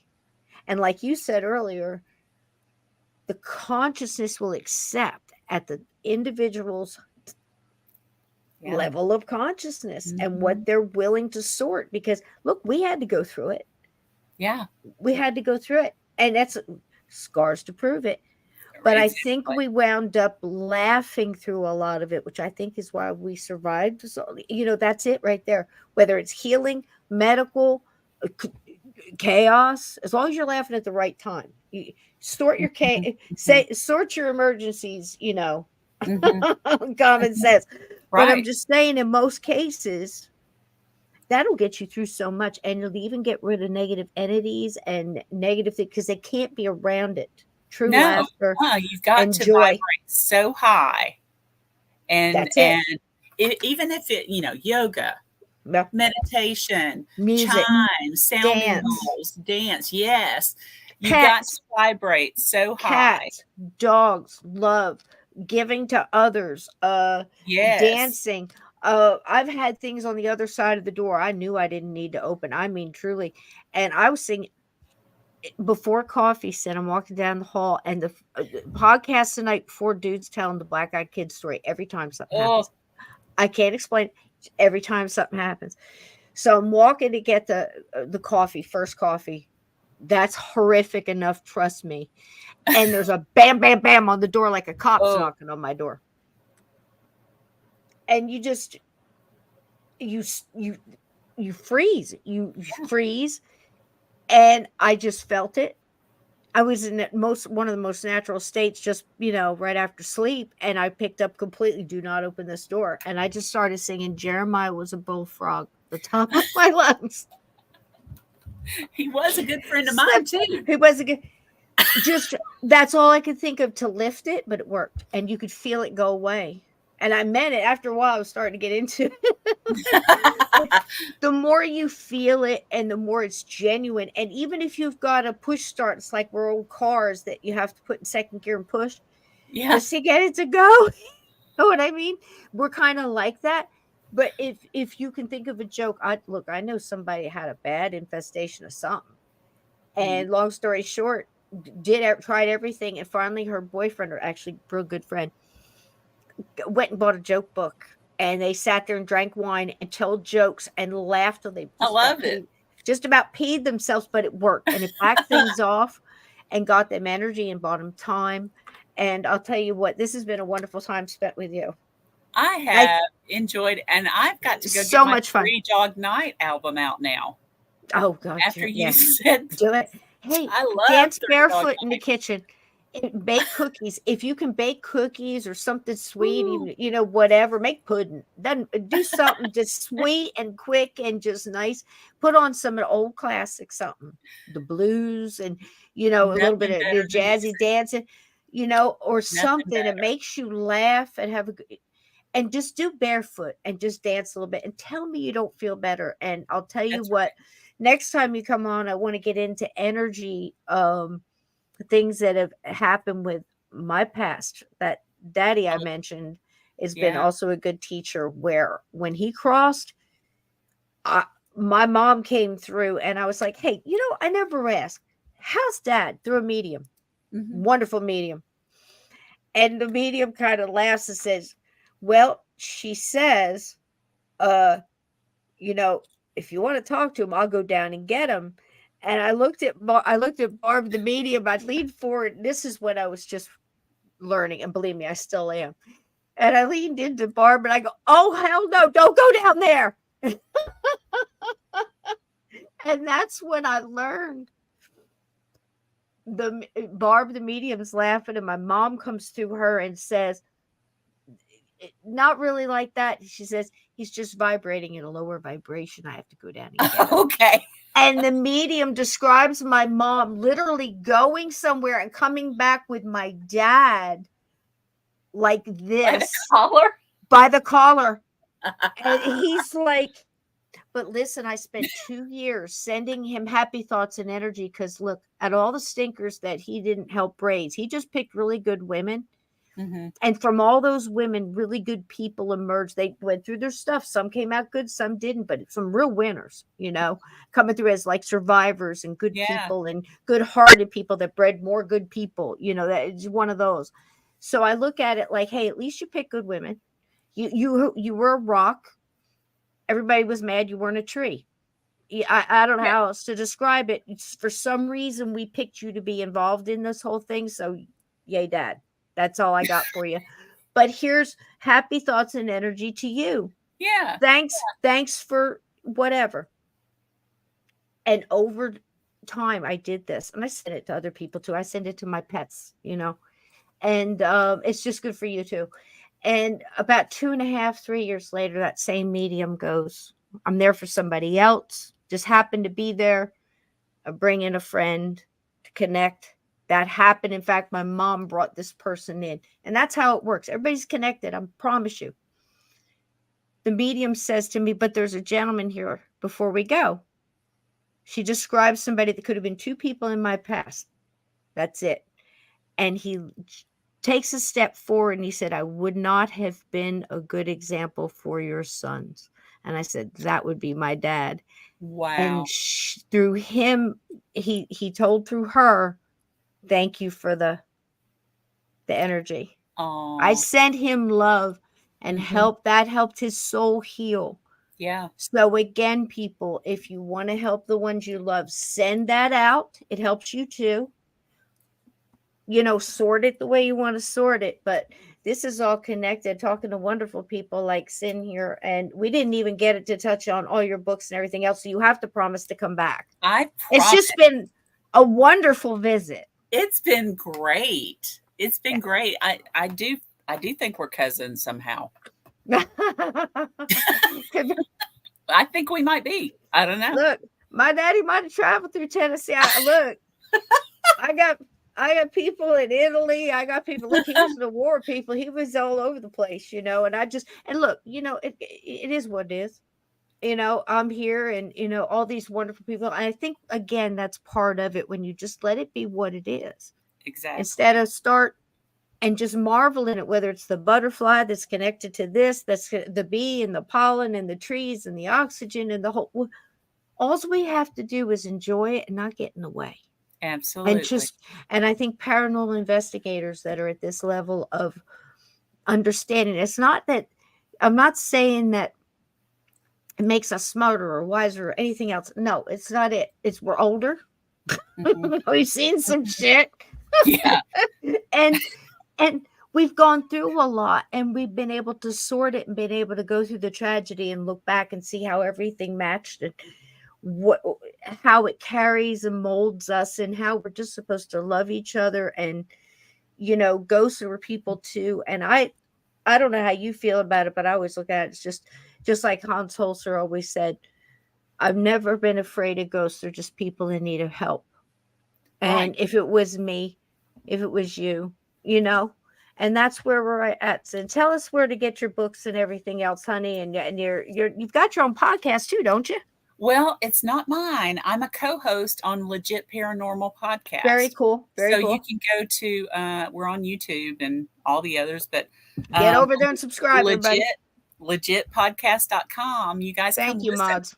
I'm on Sunday nights for where we interview people, and you need to come on. I'm there. You need to come on. My wonderful mods. I want to thank you guys, my gatekeepers. Because I have Black Ops mods here. They've been handling this chat so beautiful. I've been so connected into you and riding on your energy and connecting. And I'm trying to watch the chat too, but they're doing just wonderful. And next time we need a Q&A time. With this chat. They're throwing up your Facebook here, and we've got Amazon for books. These are wonderful. Books. Listen, spooky season's coming, guys. Yeah. This is it. Get yourself some. There's 3 that are true stories. 3 of the books. There's one fiction book. That's the green one. That's this one. That's the fiction. So if you don't want to be too scared, grab that one. There you go.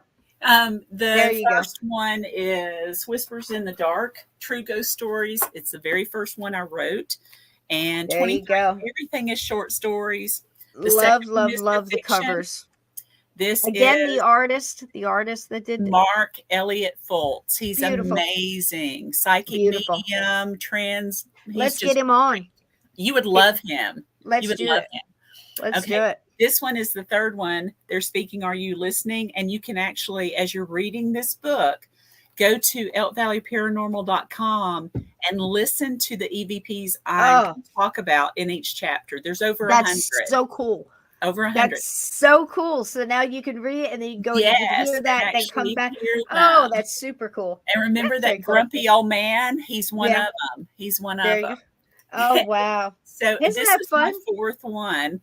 And this one is about signs from our loved ones. It's about deathbed conversations, near-death experiences, pets that come back and visit, things like that. So I've got a sequel to this one coming out next year.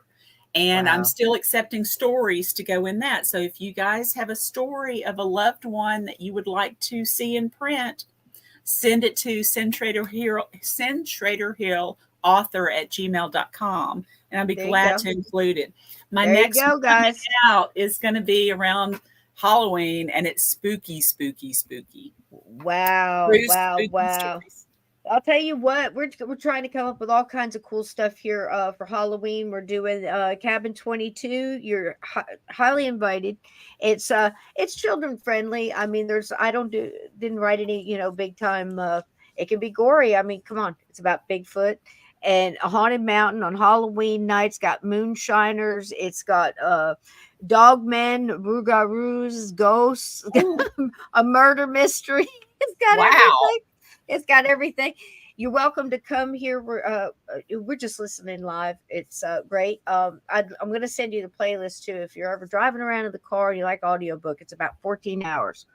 Oh, but wow. Like I said, I do all the voices and everything else. But the thing is, it's very cool. It actually, you find out it's something bigger, because you're not just talking about the young girl, Carney, who's got abilities and trying to sort it out.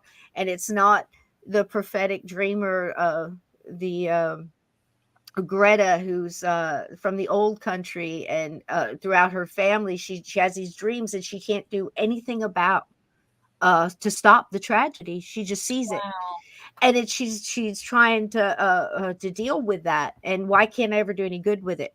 It's got a little bit of everything in there, but then you find out that all these people are coming together because there's a war coming, and it's a spiritual warfare, and how people work together as light workers beat You that know, darkness every we're time. getting there right now. It's the best Halloween story, and I'd love for you to come if you have the time, or at I least would listen. love to. If you're driving around, listen to it. Everybody here that's listening to Cabin 22, it's like a Halloween tradition, kind of like Christmas Carol is around Christmas, you know.